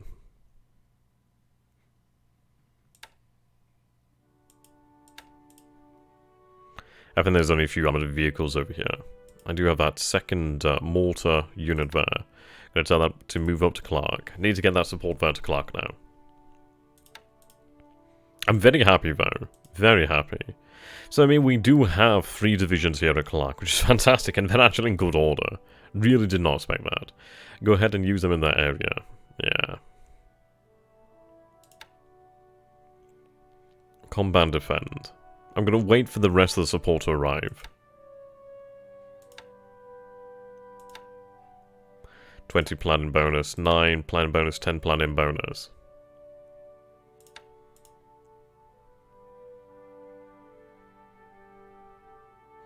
I do have the 14th Army headquarters over there taking a sweet ass time to get moving. Oh my god, I made the biggest mistake in my life when I moved them into that hex. They've been there for freaking ever.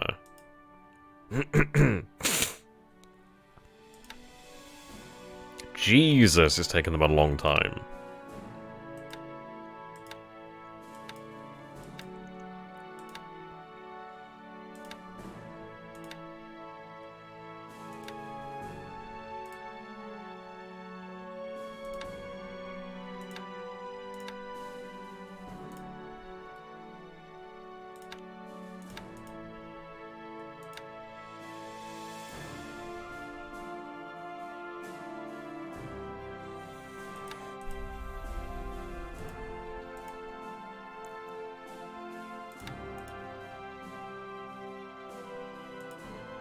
Okay.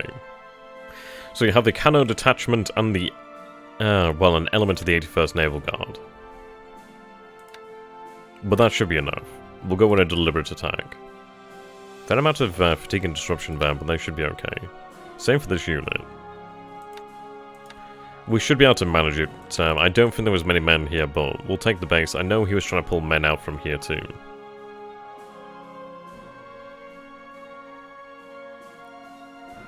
$417 guns ourselves, then.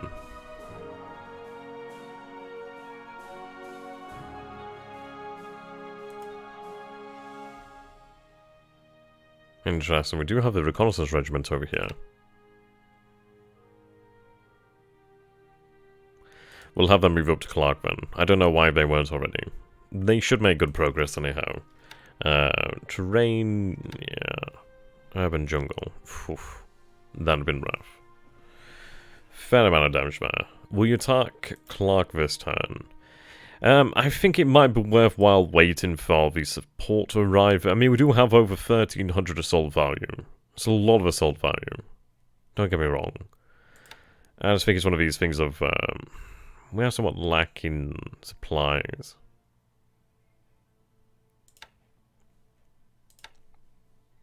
I don't have the amount of support required here. I don't know. I don't know. I'd like to get support elements down there, to be honest. Armor as well, especially armor.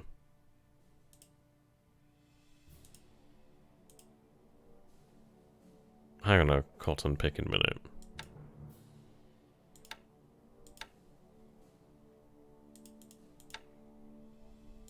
Ah, oh, for fuck's sake. Why the hell is it taking them so goddamn long? Just throw the men off, please. You've got 2 goddamn searchlights. Throw them overboard and just finish it already.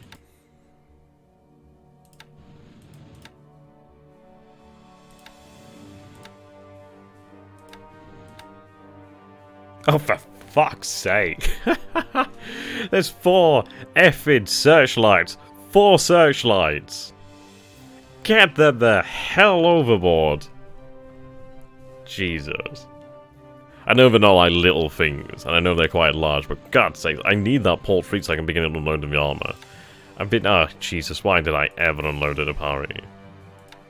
And why did I go for the fallacy of sunken costs? I should have moved them so long ago.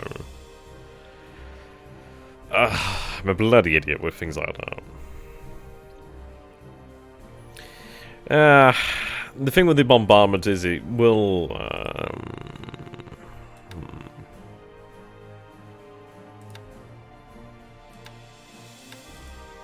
I do have some very good leaders there.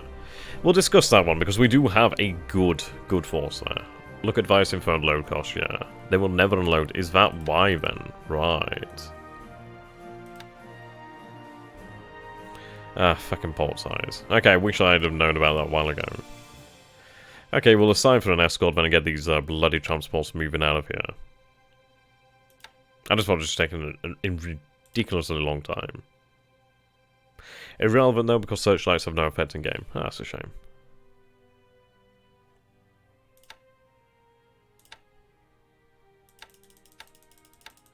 I'll move then with the actual sub-chasers then.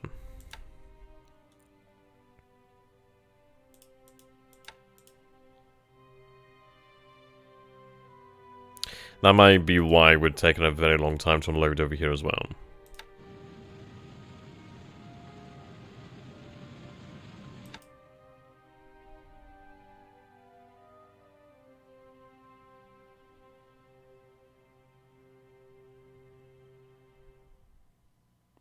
Right then. So, Infinite, my friend, how would I find out in-game how much this port can handle?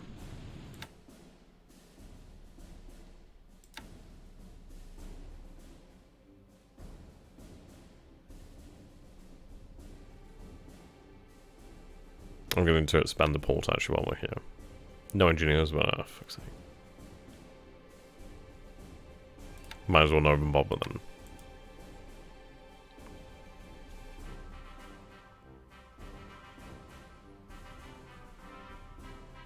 It does seem like they are unloading though. Or is that just the infantry or support elements? Well, it's still... there's actually some tanks over here. I might be able to unload the tanks over here, but not powering. Though it might be just worthwhile to move them there. So we do have tanks over here, don't we? Yes, we do.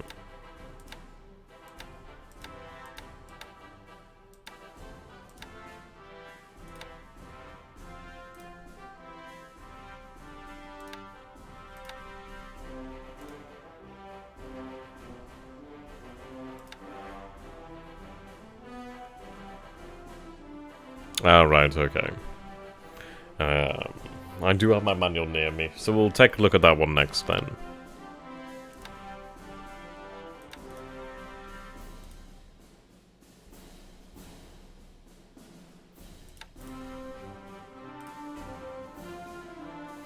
It does seem like we might be able to unload the armor at least.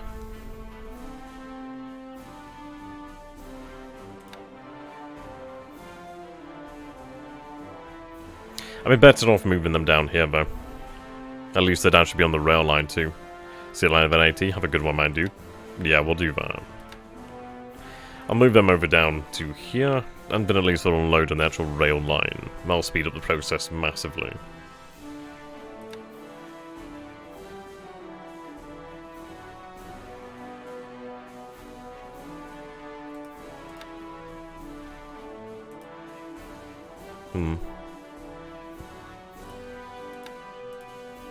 Can you go back to the task force? Sure.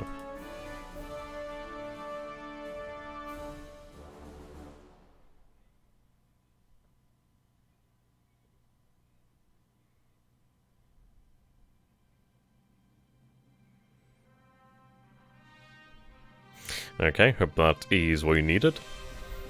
Let's go over here just in case.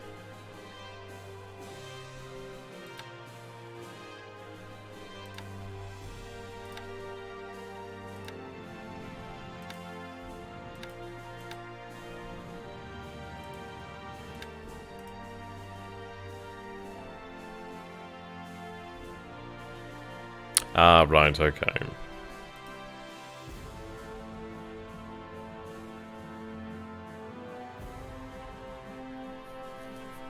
I think we'll move out from the Pari down here, actually. What I might do then with the actual troop transports that aren't occupied, which is only the Kamakura. I was going to send them over here to Cow, but we should have the large force on its way over here. Yeah, we do have the LSD Shinshumaru. As also, yeah, these are all converted to troop transports. Well, to carry troops or more troops anyhow. So that shouldn't be an issue. Okay, I should actually have the fleet headquarters, or the naval headquarters unloaded over here. Yep, I do have 3rd Fleet over here now. 2,800 troops of them already. Is there still some aboard? No, they've actually completed their task. Very good, very punctual. I suppose it does make sense. I mean, Hong Kong has a very large port there, so it's very easy to unload that many men so very quickly. Right, fantastic news then. What does the naval headquarters actually bring then? Seems only naval support, but I'll do just fine. Yep, 231 naval support here now, 35 defensive mines. This is going to be good. We should have the Congo near it. Yeah, she's over here. Yeah, I mean, I think when it comes to the LSDs, I'm really going to be using them in the Pacific. Or even, I mean, they'd definitely be handy wherever we'd need them, really. But I think, well, we're going to go ahead and we're going to head into Takao. We're going to pick up the division there. So if you unload where naval support troops exist, they will unload larger items. Alright, that's good to know. Yep, so Congo's heading into Hong Kong then. She'll be repairing there for quite a while, but at least it will be done. I can make her the priority anyway, so that's not too bad. We do have our destroyed minesweepers here currently upgrading. So, how many days we're looking at here? 9 days. 4 days. A couple of days then, so we're saying about a week to 2 weeks until they're all ready. Which is fine by me.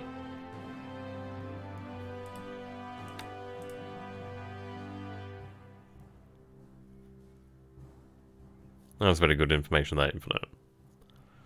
Okay, let's go ahead and take a look at our R&D event for the time being.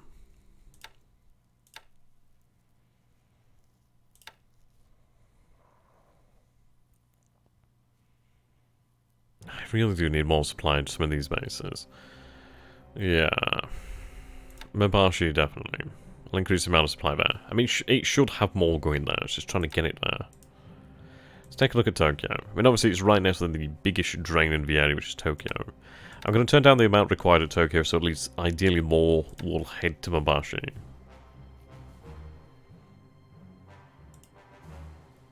Right, learning has been completed to this engineer unit. Engineers, okay. Only 4 of them. They do have a 40mm gun, though. That's not bad. It's not bad at all. Now, we know there's a submarine out here as well. We did have a good few days. Well, we had a good, like, week or two, maybe even 3 weeks, where we had no opposition in this area. So he's definitely started his economic warfare now. Which is rough, but hey, it had to be expected.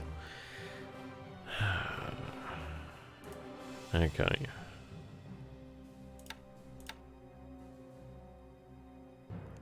I think what I'm going to do here then is, I don't know, what do we think?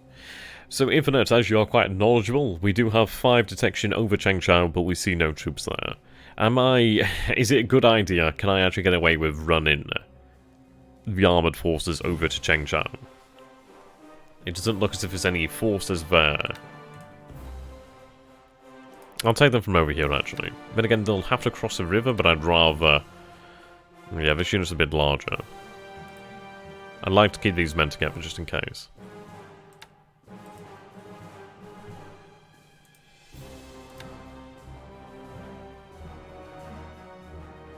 Yeah, it's not saying enemy or river, so I think it generally is treating this as if it is an empty city. Which is good. I mean, that's very... It's an interesting tactic there. I can understand why he's done it, because obviously he's pulling back over here now to Luoyang, where he has about 250,000 men. But he doesn't have a lot of guns. He really does not have many guns. Like, you look at that, supposedly 84 guns there. We do have fairly decent detection. Obviously not perfect, but a fair amount of detection. I mean, over here we have almost 1,100 guns. Almost 1,200 vehicles. We will chase him here to Luoyang. I think we do have to. If I can win a victory at Luoyang, that is going to really cause him some big issues. It would be quite a good experience boost for these troops as well. Okay. The good news is as well, once we roll into Changchao, we'll actually have control of the rail line once again. So be able to move units up and down here pretty quickly. I'm still waiting for my unit to move up, the 34th. Yeah, they need to recover. They're making their way slowly but surely.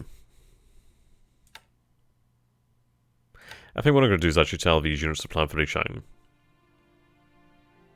Might as well while they're here.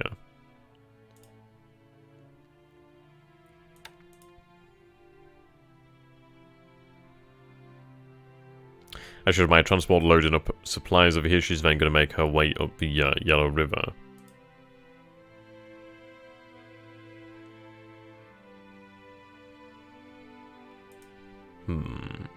He could pull out with one group and go in with another, but that would be kind of... yeah. Yeah, that's what I thought. I think what we're going to do is actually keep that force together. I mean, I could have the armor marching there without the infantry, but at the end of the day, I'll move this armored unit across the river by itself to actually occupy Changchao. Yeah. I'm hoping that we'll have a fair amount of supply over here. I think it would be difficult for him to get the supply out of there. He could say, well, no longer supply the city, but I'm hoping that we'll be able to catch something there. It would be quite nice. But it is on the actual grid, so it's going to be fairly easy to actually resupply it ourselves.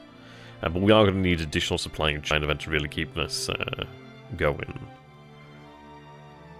Okay. So what do people think about the 3 divisions at Clark? Do we attack him at Clark's airfield? Do we go for it?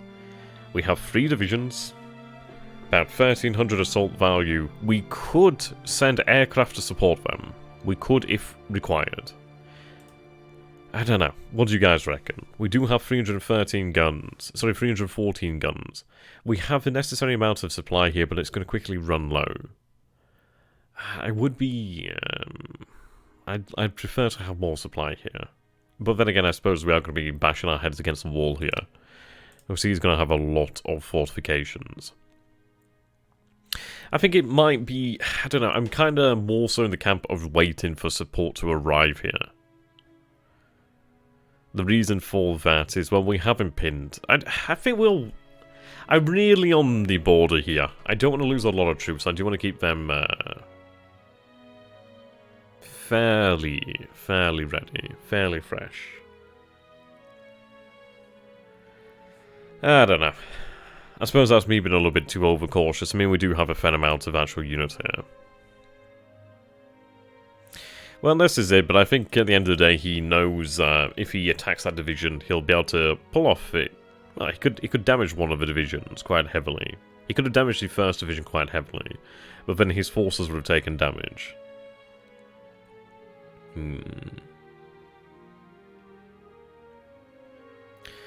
I think he definitely wants me to attack him.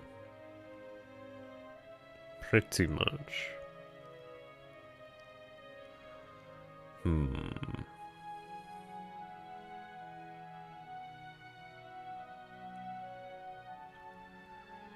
We could go for potentially, yeah, bombard this turn a little bit next turn. Yeah. Possibly could.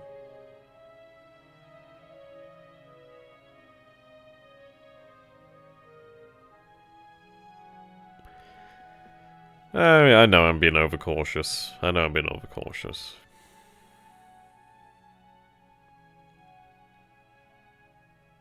Yeah. Yeah, well, it is a big force, isn't it? Okay, well, I think most, yeah, that is true. Well, yeah, you are quite correct there. We don't have that pressure. It's like, effectively, I've got all the US forces in the Philippines hemmed into two hexes. They're not going to go anywhere, and he knows that, I know that. But obviously I'd like to dig them out sooner than, rather than later. I could support them with bombers, perhaps. The other 3 Ki-43s there. We'll leave that one to stew a little bit longer, but I think we'll launch... now the question is, do we launch a bombardment this turn and then a deliberate turn the turn after? Or sort of gauge the strength of his forces, perhaps? Measure twice, banzai once. Yeah, I like that. Oh dear. Okay, what I'm going to do here then is I'm going to transfer... Let's see, if I was to transfer my G3M2s...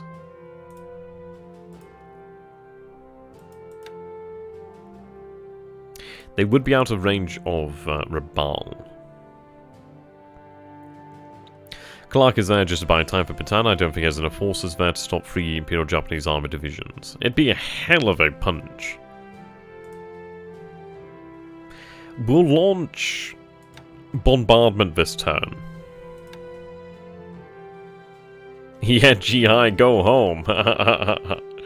What is the condition of the Imperial divisions? We have 7 fatigue here. The 33rd might need to rest a little bit. They do have 24 fatigue and 8 disruption. The other 2 divisions are pretty good to go. I think what I'll do here then is I'm going to tell the 33rd division to just remain in defensive, on defensive orders. I'll tell the 4th division here to bombard, as well as the 16th division, I reckon.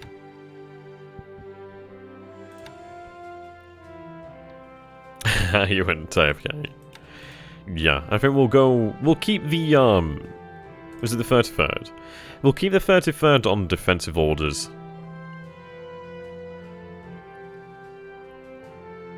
At least then that should give them some time to actually, get some R&R. I mean, obviously there's a lot of fatigue, that's going to take some time to burn off. It's not a huge amount of fatigue, but obviously I want them in tip-top shape. It will give time for the armor to arrive. So what I'm going to do here then is have this armor move out. First in Lingayen. Okay, these guys are rested trained. Obviously that's not what we need. But them obviously into combat. Right, 12 engineers here. Another 12 engineers here. Okay, yeah, we can actually begin to build that port. Transferring a group makes it less likely to fly most missions on that turn. You don't want to be transferring air groups all the time. Attack with all three vote. Oh, right, okay, fair enough. Are we going for a deliberate attack? What I'm doing here at the moment is I'm trying to actually clear some space. Also, what do you have in total in the entire Philippines? And is your plan to solve Bataan, or can you starve them out? Hey, when it comes to Bataan, bloody hell, it's gonna be a bloody battle. Best case scenario would be that we actually force these men over here to surrender. That would be the best case scenario. I think what we could do here then is we could throw the Ki-21 1C Sallies at them, and I do have quite a few of these bad boys. Before Anno says. Actually, there's even more needed.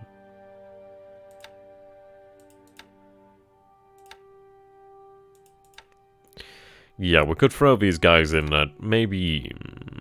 I could probably get away with about... I'll go about 12,000 feet to, like, bomb them, perhaps. What's their range? Louver Joan. New Caledon is an interesting situation. I was hoping that Kitabutai would have detected the troop ships off the coast here, but it seems that they've basically scampered. The interesting part, though, the part that I do find very, very interesting, is that supposedly he actually does not have detection of Zuikaku, Shokaku, Soru, or Hiru, but he does have detection over Akagi and Kaga. Now, it's actually really playing into our hands here, due to the fact that, well, the planes from Kitabutai didn't actually fly this turn. So he doesn't know what planes are from which carriers, because obviously they didn't fly. He's not seen any squadron identification. He doesn't know whether they're still here or not. I think the fact that he's actually lost sight of the carriers here is going to be very, very important. Because at the end of the day, what I could do here then is I could actually... I think what we'll do here is probably have the battleships head out and bombard Noumea. I could do that with cover. I think we'll do that. So it's Hiei and Kirishima. I think it'd be a good idea to head in there, bombard. Start to work on this force over here. I mean, the best case scenario is we actually do hit some of the guns there and knock those bad boys out. I'd like to begin to build up their fatigue and disruption. We do have at the moment, yeah, 1,800 infantry, 2,400 troops. Well, second line. At the very least, bombard. I generally do not shock attack unless I'm fairly certain I will get a 1-to-1. You probably could, but I would start with deliberate. Yeah, I think it's one of these things of,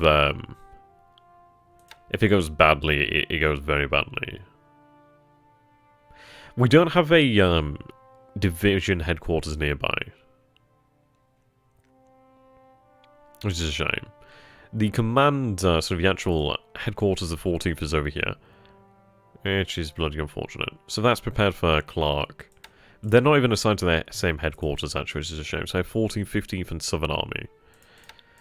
Issue is I don't have those headquarters nearby. Is it perhaps worthwhile to have them assigned to the 14th Army headquarters due to it being at least on Luzon without actually getting any benefit? I know you gain the obviously main benefit if they're one hex out. I think that's how it works for air fleets on headquarters. I don't know if it's the same rule of thumb when it comes to the to the Army headquarters. There's Congos on bombardment duty. Yeah. I think we will bombard a Noumea. I think I could very much get away with that. I take him, I don't know, perhaps it... Well, this is it. We might even find the enemy down there. Indeed, just like Haruna. We do have to be careful, though.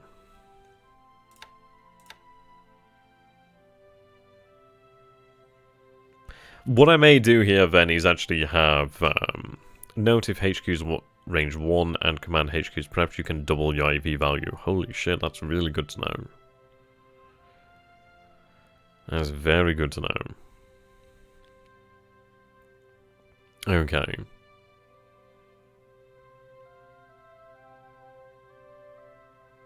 What I'm going to do here then is I'm going to tell the two battleships Hiei and Kirishima to bombard.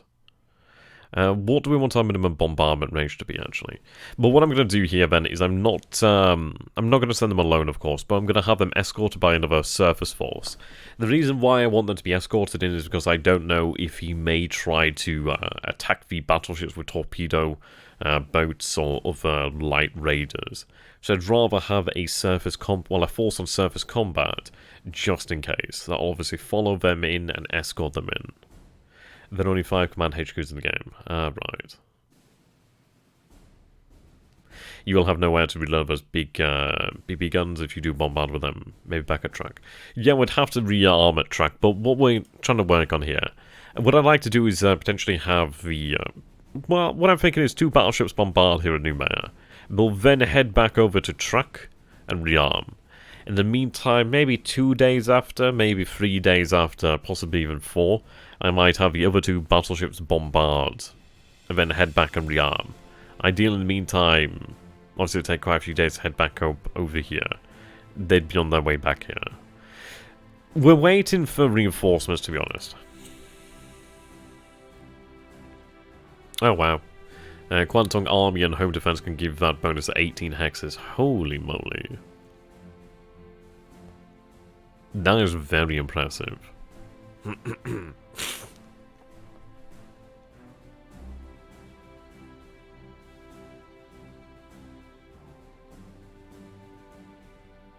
Where are the Yankee CVs? I don't know. I do not know. We did have some sort of report over by Pearl Harbor, so I'm wondering about that. There's a lot of ships over here. I forgot to pay attention to the answer to my question. Oh dear. Can you show truck? Sure.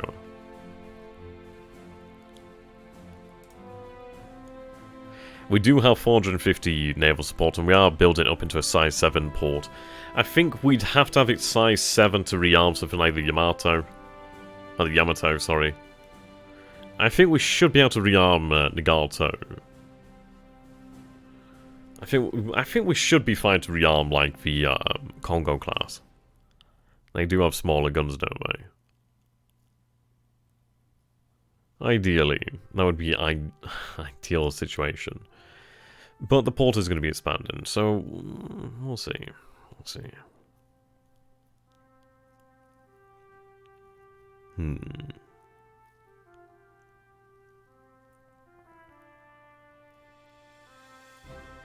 Possibly so. It's a good point there.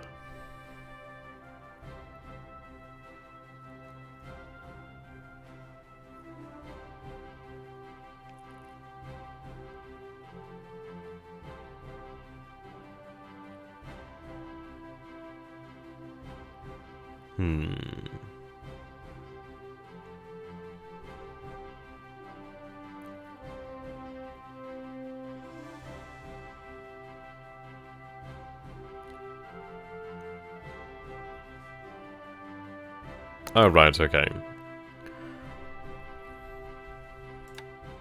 There we go.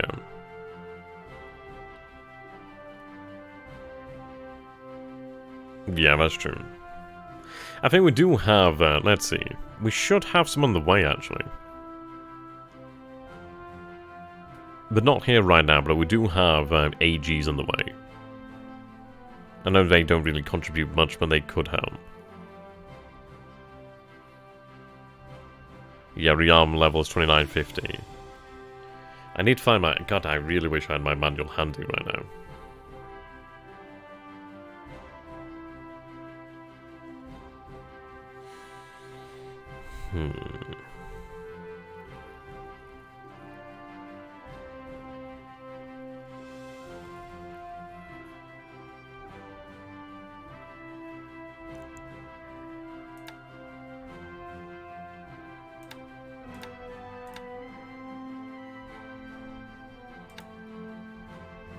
Yeah, that's correct.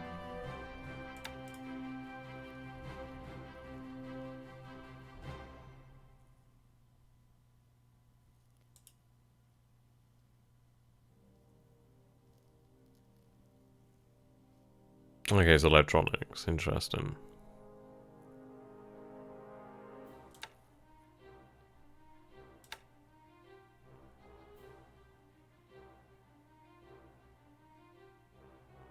Oh, right, okay.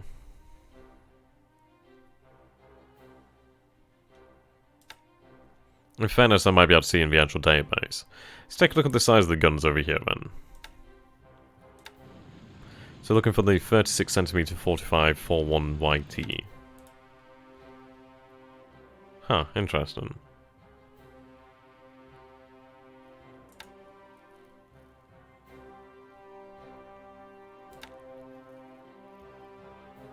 Right, okay. That's a shame. Okay, well that puts a halt then to using the, well, the battleships to bombard.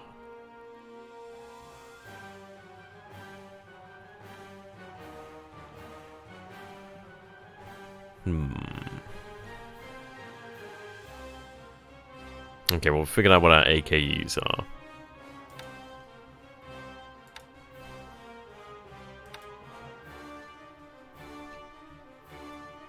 We only have one of them over here at Camrambe.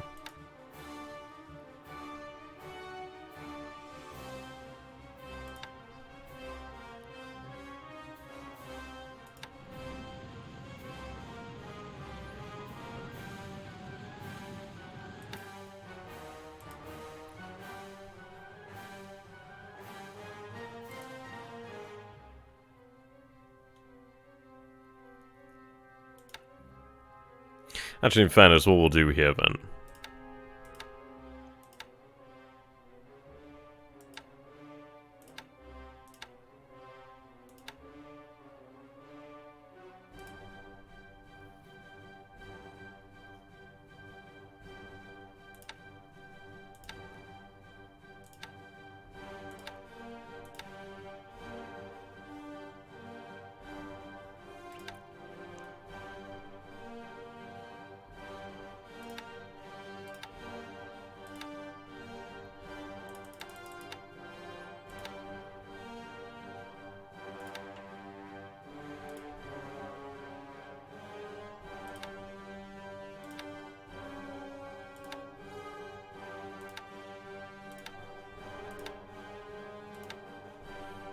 Okay. I think what we're going to do then is we are going to head towards... let's say about this area.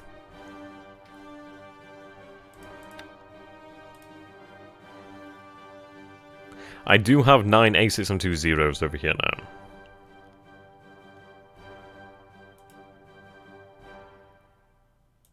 What I am going to do then is actually run them... currently they're running pretty heavy combat air patrol. What I'm going to do then is going to run them... does he actually have information over this base? He actually does, which is fantastic. Right.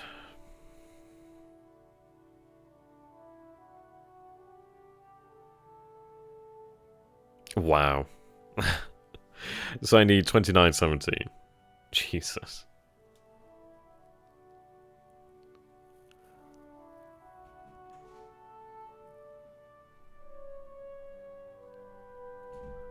Yeah, we'll try and figure out where that is.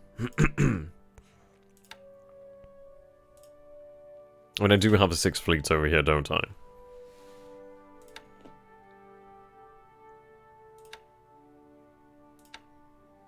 I really need to move this fleet unit out of here, don't I?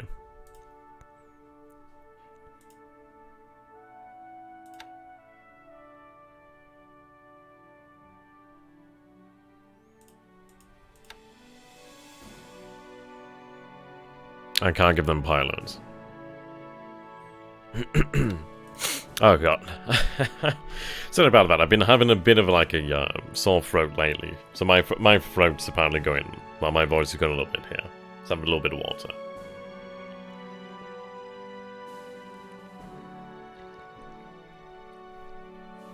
Right.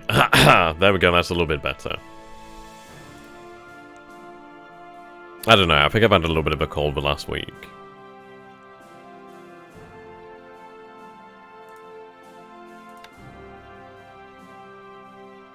Eight days. It's a bad situation around here. And did you move the 6th fleet? No, the 6th fleet's still over here.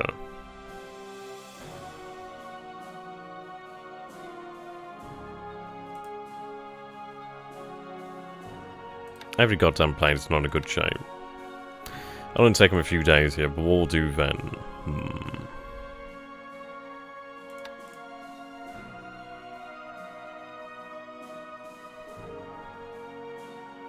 I'm just really lacking when it comes to aviation support in the right areas here.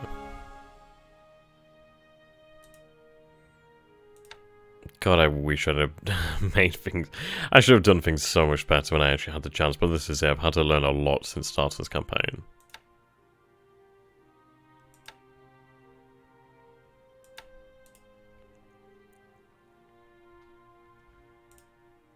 Okay, well they're heading back. Hello there, good man, how you doing? Right, so we do have the 2 light cruisers here, 3 destroyers. Haruna will live again. And we still have the fighters, actually. I do need to move them towards truck. So next turn they should be in KOJ. The issue is we are really bloody lacking on aviation support. Really lacking.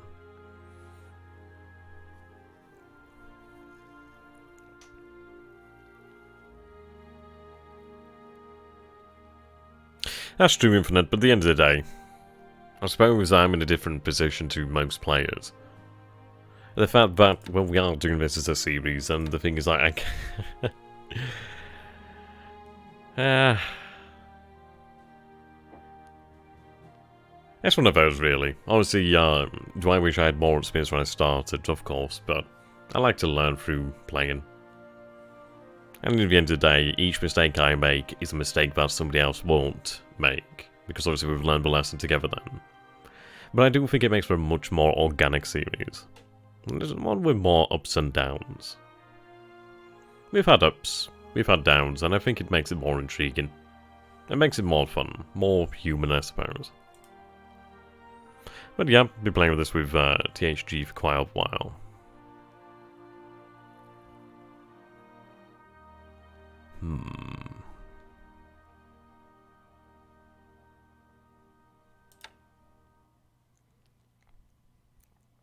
That must have been... What is the weather actually down?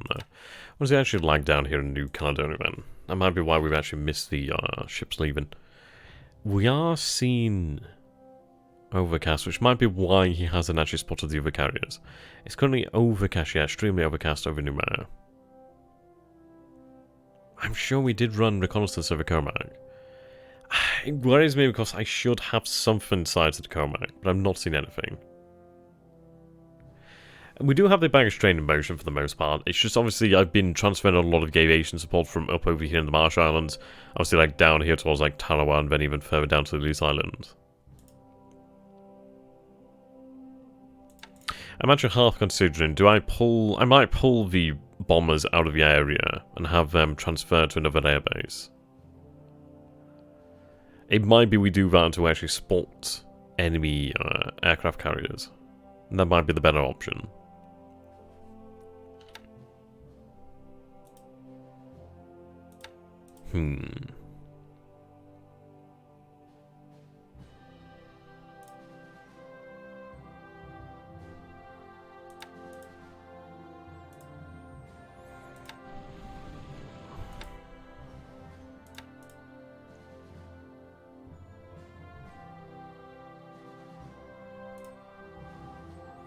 Right, I do have additional men here. And I do have an additional engineer unit. Quite a decent one as well.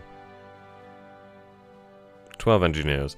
I really wish they came as standard with bloody engineering vehicles. That would be very nice.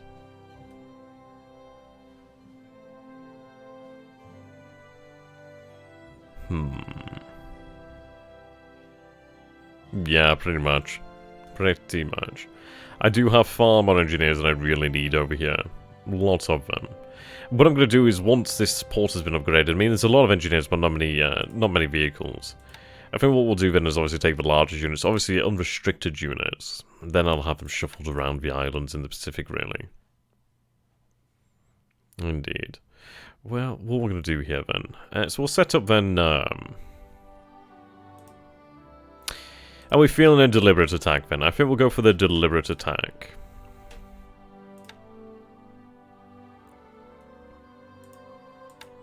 I suppose at the end of the day, we do have a rather profound amount of assault value there. I might be better off attaching them to the 14th Army, at least it is closer by, but then again, it's not going to be able to give the bonus, is it? So, yeah. They're all planning for Clark, which is good. Obviously, some have more planning than others. The 16th Division has 20 planning, 33rd 10, and 4th 9. At least it is a little bit of extra planning.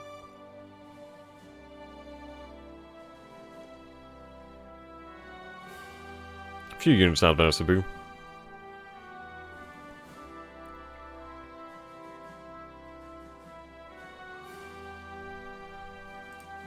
Yeah, there's a lot over here, but I do need to get moving. Can I get the soundtrack from this game? This is actually the Darkest Hour and Hearts of Iron 3 soundtrack I'm using. The actual soundtrack...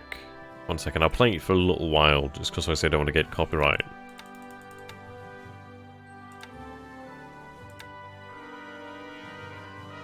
There you go, you can hear it in the background. But I'm going to have to turn that off just because I said I don't want to get the copyright. Well, I mean, Shock Attack, Jesus Christ. So Shock Attack is profoundly dangerous. It's very much like if you do have the numbers and the equipment and just, yeah, you can absolutely devastate an enemy force. Absolutely. And I suppose the way to think of it is a deliberate attack is a cautious attack, whereas a shock attack is an all-out, all-or-nothing attack. It can have massive rewards, but it also can have massive... it can backfire horrifically.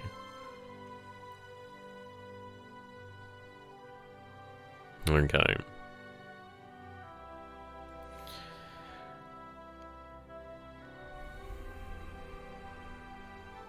How's Rhino looking? What I might do is actually use the transports I do have available over here at KYJ and just try and ferry something around here. Yeah, fair enough. Yeah, more than welcome there, Goodman. It's a good soundtrack, I'm not gonna lie. Actually, I'll show you guys.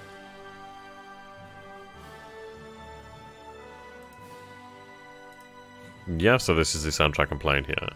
I would laugh if you bounce in from Clark after all the prep he has put into it. Yeah, that would be hilarious. Oh dear, that would be very, very funny. Yep, as you can see, playing that over here. I must have listened to that soundtrack for hundreds of hours by this point, actually. Yeah, well, it's a good soundtrack. It is a good soundtrack, to be fair.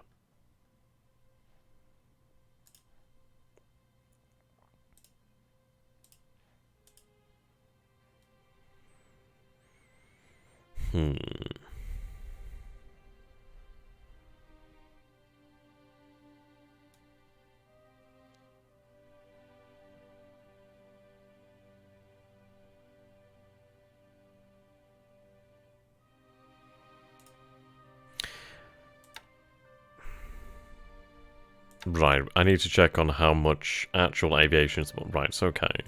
I do have the Kamikawa Maroon. She's over here. She could be over here at the Shortlands in about 2 days, give or take. Less, really. She's currently on her way towards Guadalcanal. I don't think it's needed. It would obviously be very nice to have some additional reconnaissance over in the Coral Sea, because I don't really have much over in the Coral Sea. It is very much like a blind spot for the most part. Though, I'm considering actually having... And I could actually have the Kamikawa Maru.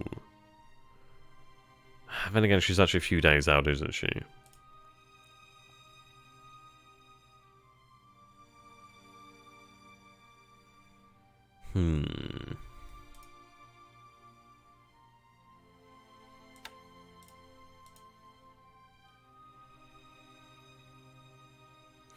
Yep, you need to replenish.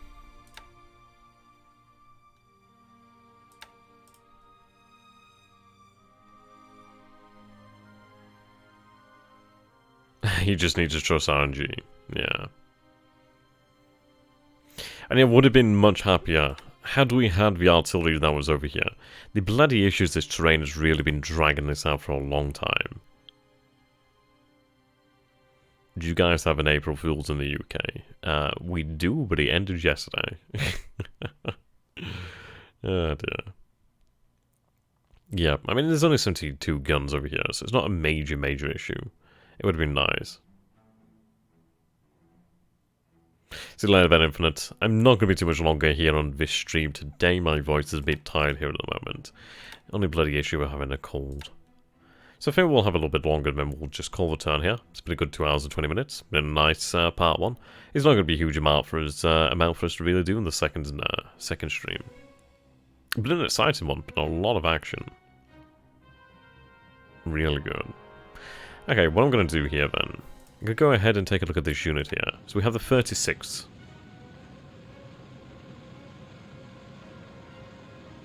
Ah, cheers, man. See you later there, good man. Have a good day.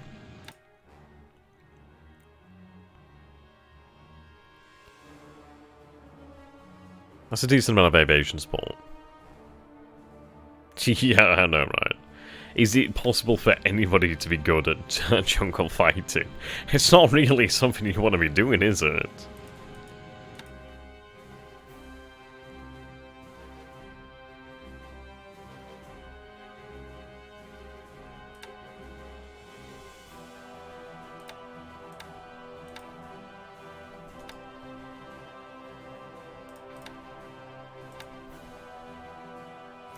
Right, what I'm going to do is I'm going to tell her to head over here to Panap. I don't know how you pronounce it. So I'll have a Chichijima Special Base Force over here, as well as this engineer unit over here. So what I'm going to do then...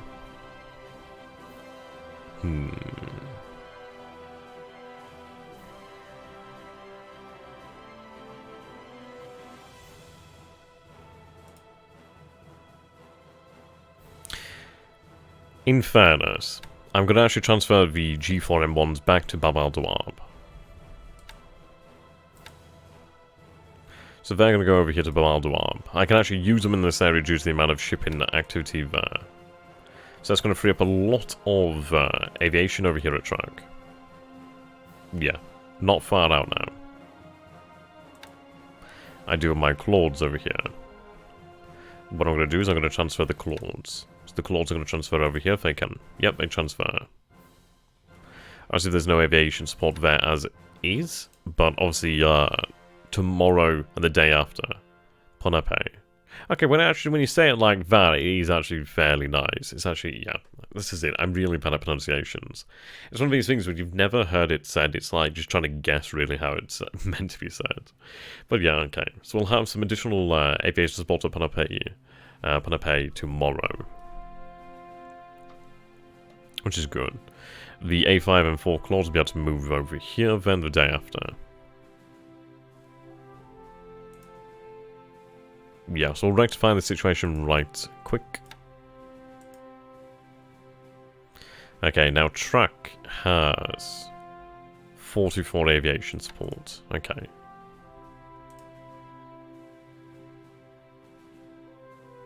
There's still 2 A5 and 4s, we'll move them out as soon as we can.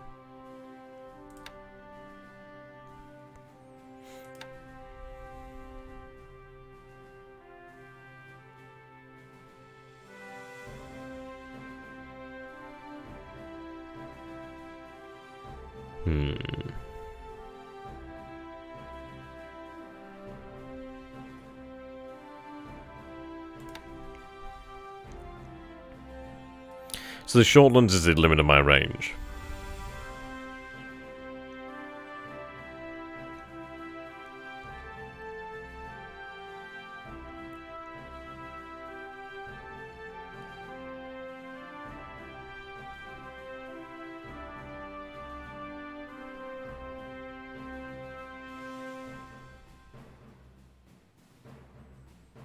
Indeed. What sort of range do I have then? So I'm looking at 24 hexes.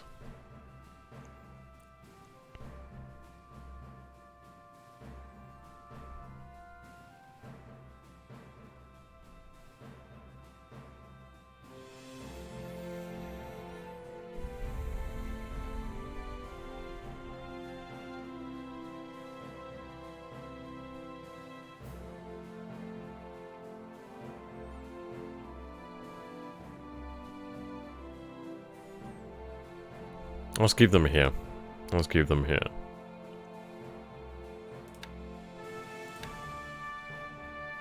Right, I'm going to start to have these units plan. But then again, which units do I have?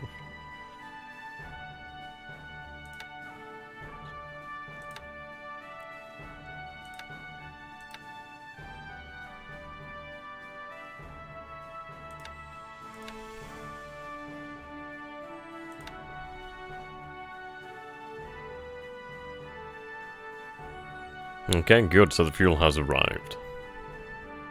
Very good, actually. I mean, it could have been a bad situation. There's a fuckload of fuel on board here. If that had been a hit, that would have been a bad situation. Right, what I'm going to do here then is I'm going to... You know, I do have the L3Y2 Tinas.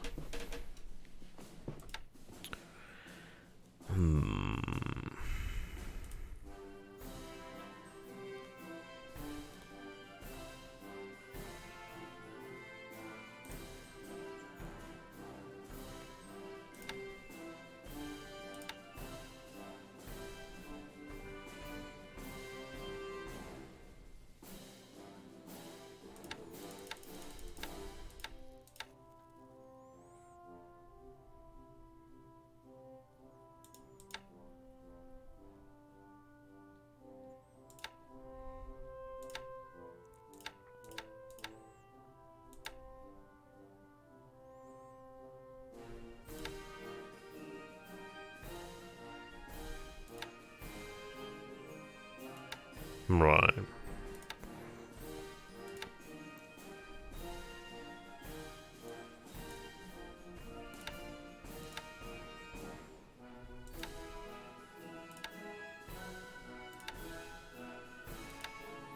Yeah, just patrol this area.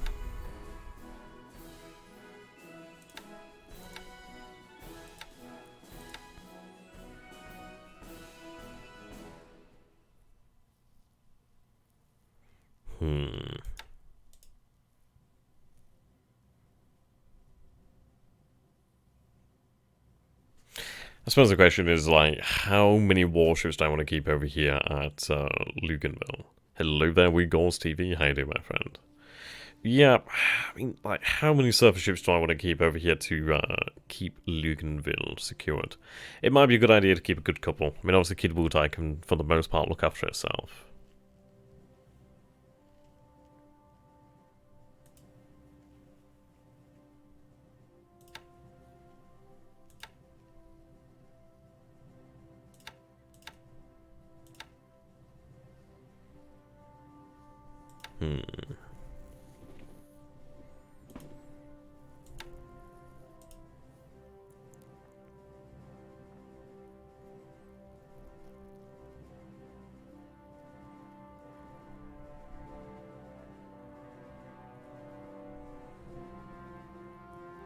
I genuinely was hoping that we'd have sank more out here.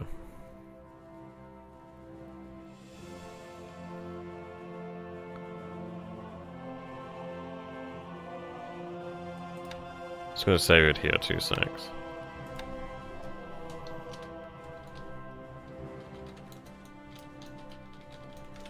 I just want to see what happens if I combine the force, well, if I combine Kitabutai.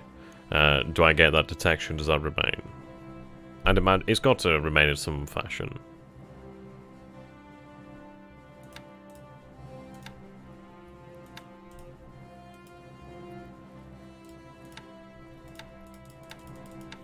Yeah, they do need to go for repair sooner or later.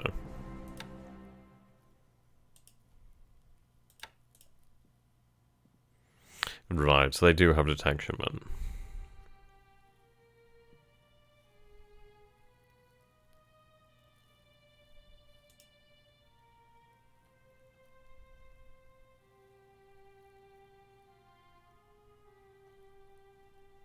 That is rather good to know then. So at mission speed you actually do have fuel enough to actually head all the way back to KWJ. That is really, really good information. I didn't think they'd actually have the range there. That's good to know. Okay, very good to know. Right. What I'm going to do then is actually Yeah, you know what? I'm actually going to quickly save it here because I'd be really irritated if I lost the game. So I'm going to do is just save it there. So I need to reload this one and go from there.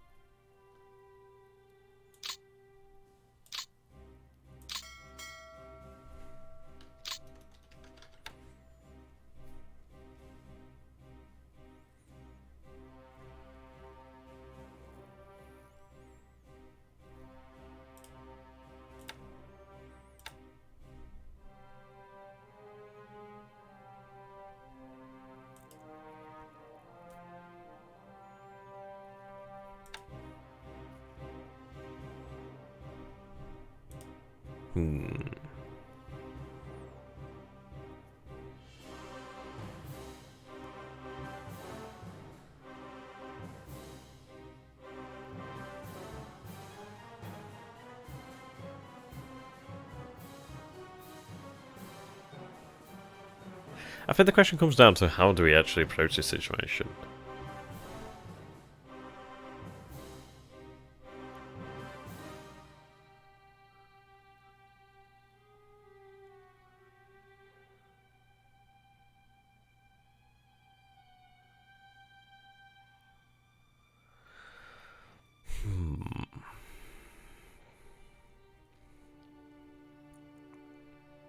It's a really interesting situation here.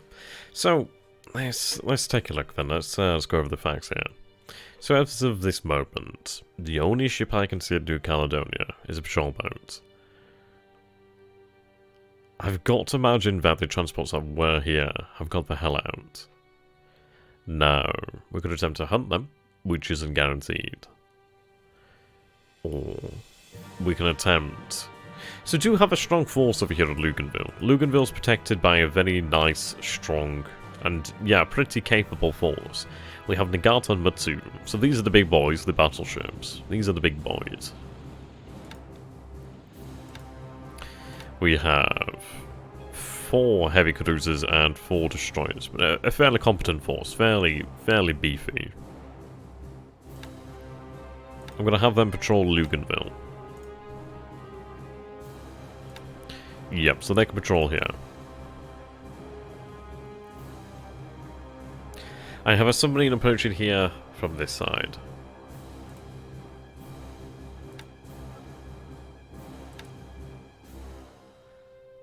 What I'm kind of thinking here then is, I don't know, do I combine Kidabutai? Because I think at the end of the day... it's hard. It's a really hard question. Because if he doesn't have detection level over Kidabutai at the moment... Well, not all of it. He sees 2 of the carriers. He sees Karga and Akagi. But he doesn't see Shokaku, Zuikaku, Hiru, Soru. So I'm kind of thinking, do I actually have them run nearby each other? As obviously we'd like to try... Yeah, we could have them run close by each other, but then if they're detected, then...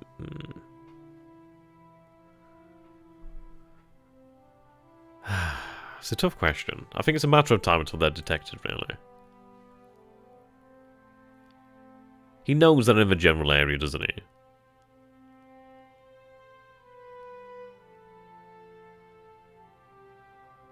I'm just thinking here, I mean, what I wanted to do then, because it's like, I don't want to waste time out here by New Caledonia.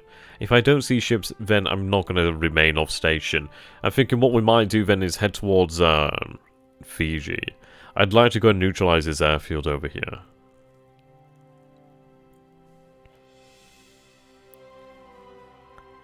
And there's a lot of shipping down here. It may even be worth our time to potentially even head down south to Auckland. But I think what I'd like to do is really sweep all the ships from this area here, the South Pacific. I'd very much like to head over to Palmyra, but Palmyra is quite distant, isn't it? We don't have infinite amount of fuel, we don't have an infinite amount of time. And the thing is, if I was to head towards Palmyra, that's very close to Pearl Harbor. That is very, very close to Pearl Harbor. He could very easily turn this into our midway.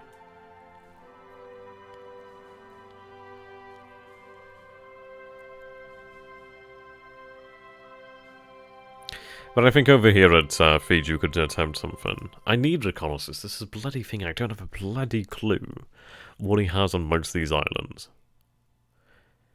I'm not going to start hitting Numao because obviously I don't want to be running into a face of AA. Okay.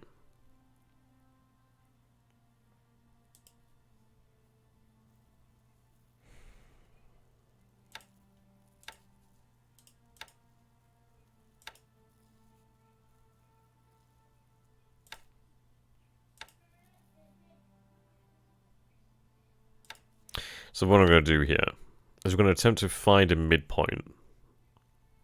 I'll head to the south. So if I head to this point here, well within range of Numea, outside the range of Nardi, yeah, it would be a good thing. But what I could do here then is I could take Kitabutai, which is supposedly undetected. And I could move them over here.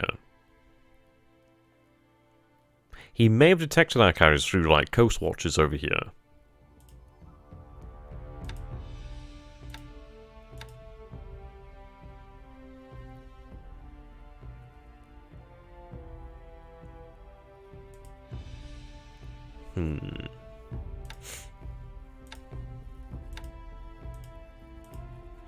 Okay, so if we move about 40 miles apart, so obviously this is 40 nautical miles, this is 40 nautical miles, this is 40 nautical miles. So we'd be, I don't know, we'd be kind of like 80 nautical miles apart, give or take, that sort of thing. Depends obviously where they'd be within that hex. But we'll say that basically within, we're within about 40 nautical miles of each other. I could obviously go further to the north, but he may have a coast watcher over here. But at least if we move like this, we do try to continue the charade that has developed here. And if he loses sight of these four carriers, and he doesn't see them for, I don't know, if we could keep this goddamn up as long as possible, that would be incredible. Because it's like, as far as he's concerned, as far as I know, and I'm really hoping this is the situation, but as far as he knows, 2 carriers have disappeared. Well, technically 4 carriers have disappeared from his vision, which is an incredibly potent force. He may figure from that information that perhaps I'm heading back to the Marshalls. Perhaps I'm heading to Rearm. Perhaps I'm heading to Fiji, as I probably will be, but perhaps I'm going to a house. But the thing is, he doesn't know where those carriers are. And if he doesn't know where my carriers are, that makes them so much more threatening. So what I'm trying to do here then is we'll work close enough together that we could actually support each other very easily.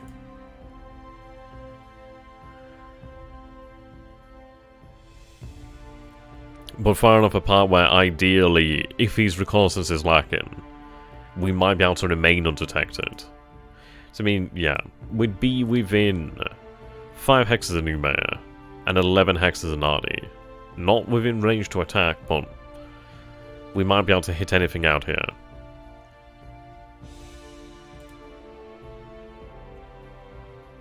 We really are covering this area heavily with submarines.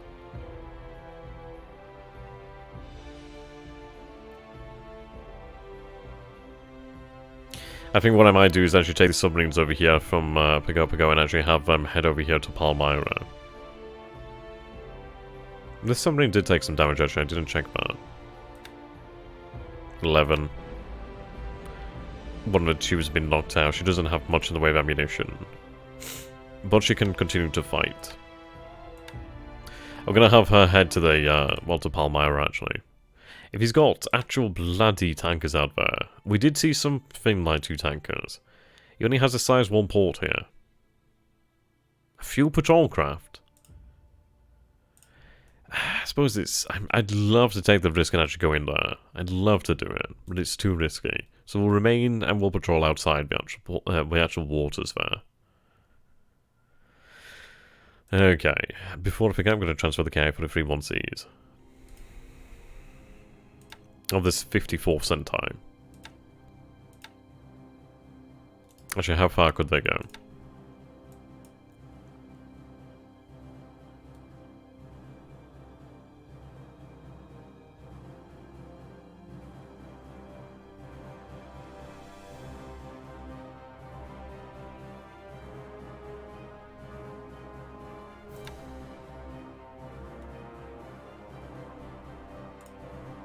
Right, they're now in track.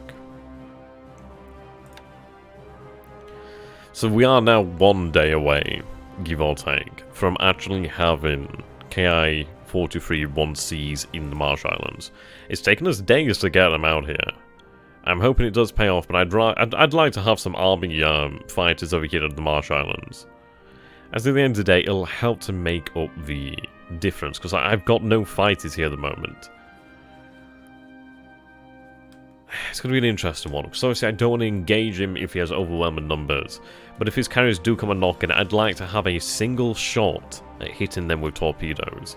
At the end of the day, if I mass my naval bombers for one raid and one raid only, escorted by KI-43-1Cs, it's like they might be devastated in the air. They're pretty good pilots, but if they could get through for that one hit without significant bomber losses, it'd make a massive difference. And I'd then be able, yeah, can you imagine the difference it'd make if we actually hit one of these carriers? And if we hit it before we had anything like a carrier engagement, that would make a big old difference. It would honestly turn the situation on its head again. And taking out one carrier would obviously take us back to last month's numbers, to December's numbers. But also if we did major damage to the fleet, that'd be incredible. The thing is though, we really want to... The carriers themselves are obviously worth a hell of a lot. The aircraft themselves could be replaced in time. It would hurt him. But it's more so the pilots. The pilots is what I want to knock out. I mean, the same thing is, it's like I don't want to lose my own bomber pilots. But if we take out a carrier, then it's a big boon. A hell of a big boon. If the carriers even come in. This is it. We don't even bloody know where they are. So it's a lot of hopes and dreams at the moment. But I would feel better if we actually had fighters over here. We've been doing our best to try and really try and evacuate the Marsh Islands, which we have done. Yeah, we've done that to a good degree. We've actually evacuated the Marsh Islands. We're trying to prepare them for a potential raid. Yeah. I feel happy about this. That's going to hurt him. Have you got search out to KYJ? We do, actually. Nowhere near as much as I'd like. I mean, the issue is the bloody planes are suffering from this service. I mean, I do have 7 ready and 7, well, not ready, obviously. We'll have 2 more available tomorrow, and a 1 day after, another 2 day after that. Well, 2 days after that. But we do have 7 of them out searching at the moment. We do have a couple search over here. 1 over here. 1 over here still. Sorry, 2 over here actually, plus a G4 M1s. And then 10 H6Ks here and another 6. Naval Surge. Move A5M. Yeah, the Claudes are over here. I can't move them yet, but they are here and ready to move over.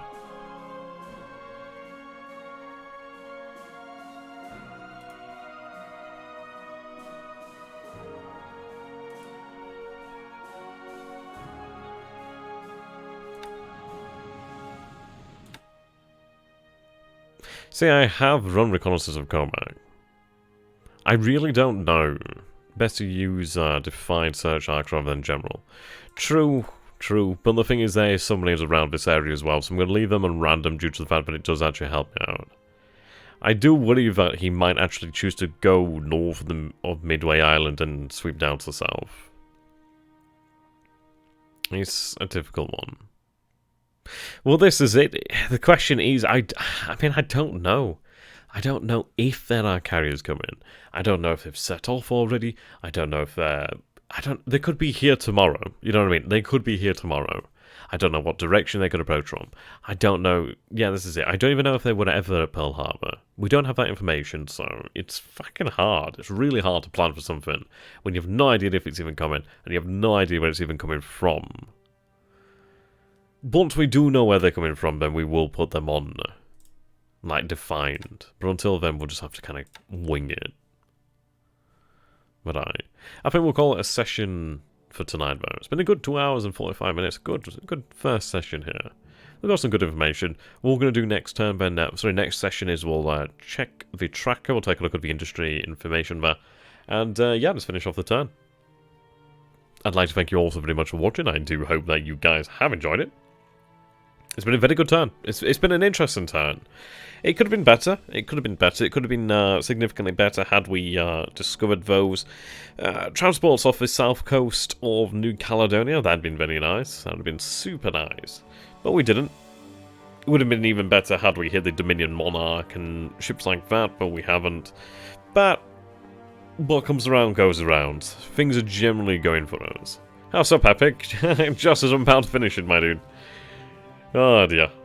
But yes, thank you so very much for watching, ladies and gentlemen. I do hope you've enjoyed it. And if you have enjoyed it, please do consider supporting me on Patreon. It does make a massive difference because it does really allow me to do this. I never started on YouTube to make money. Never started it as a career. Did it? I don't know why I did it. I think it's more so just... I don't know. I don't know, really. I think it's just... I just wanted to have a go at it and stuck with it.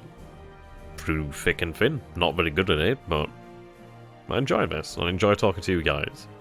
And gals, of course. There are a few people. A few lassies. But yeah. I just want to say thank you to you guys. It really does humble me. But if you guys would like to support me on the channel, you can do so through Patreon. Honestly, if you haven't got the funds to do so, don't bloody worry about it. We've all got to eat, haven't we? Until next time. Have a great day, or evening, wherever you are, whatever you're doing. Yeah. Best outro ever. Until next time, guys. See ya soon.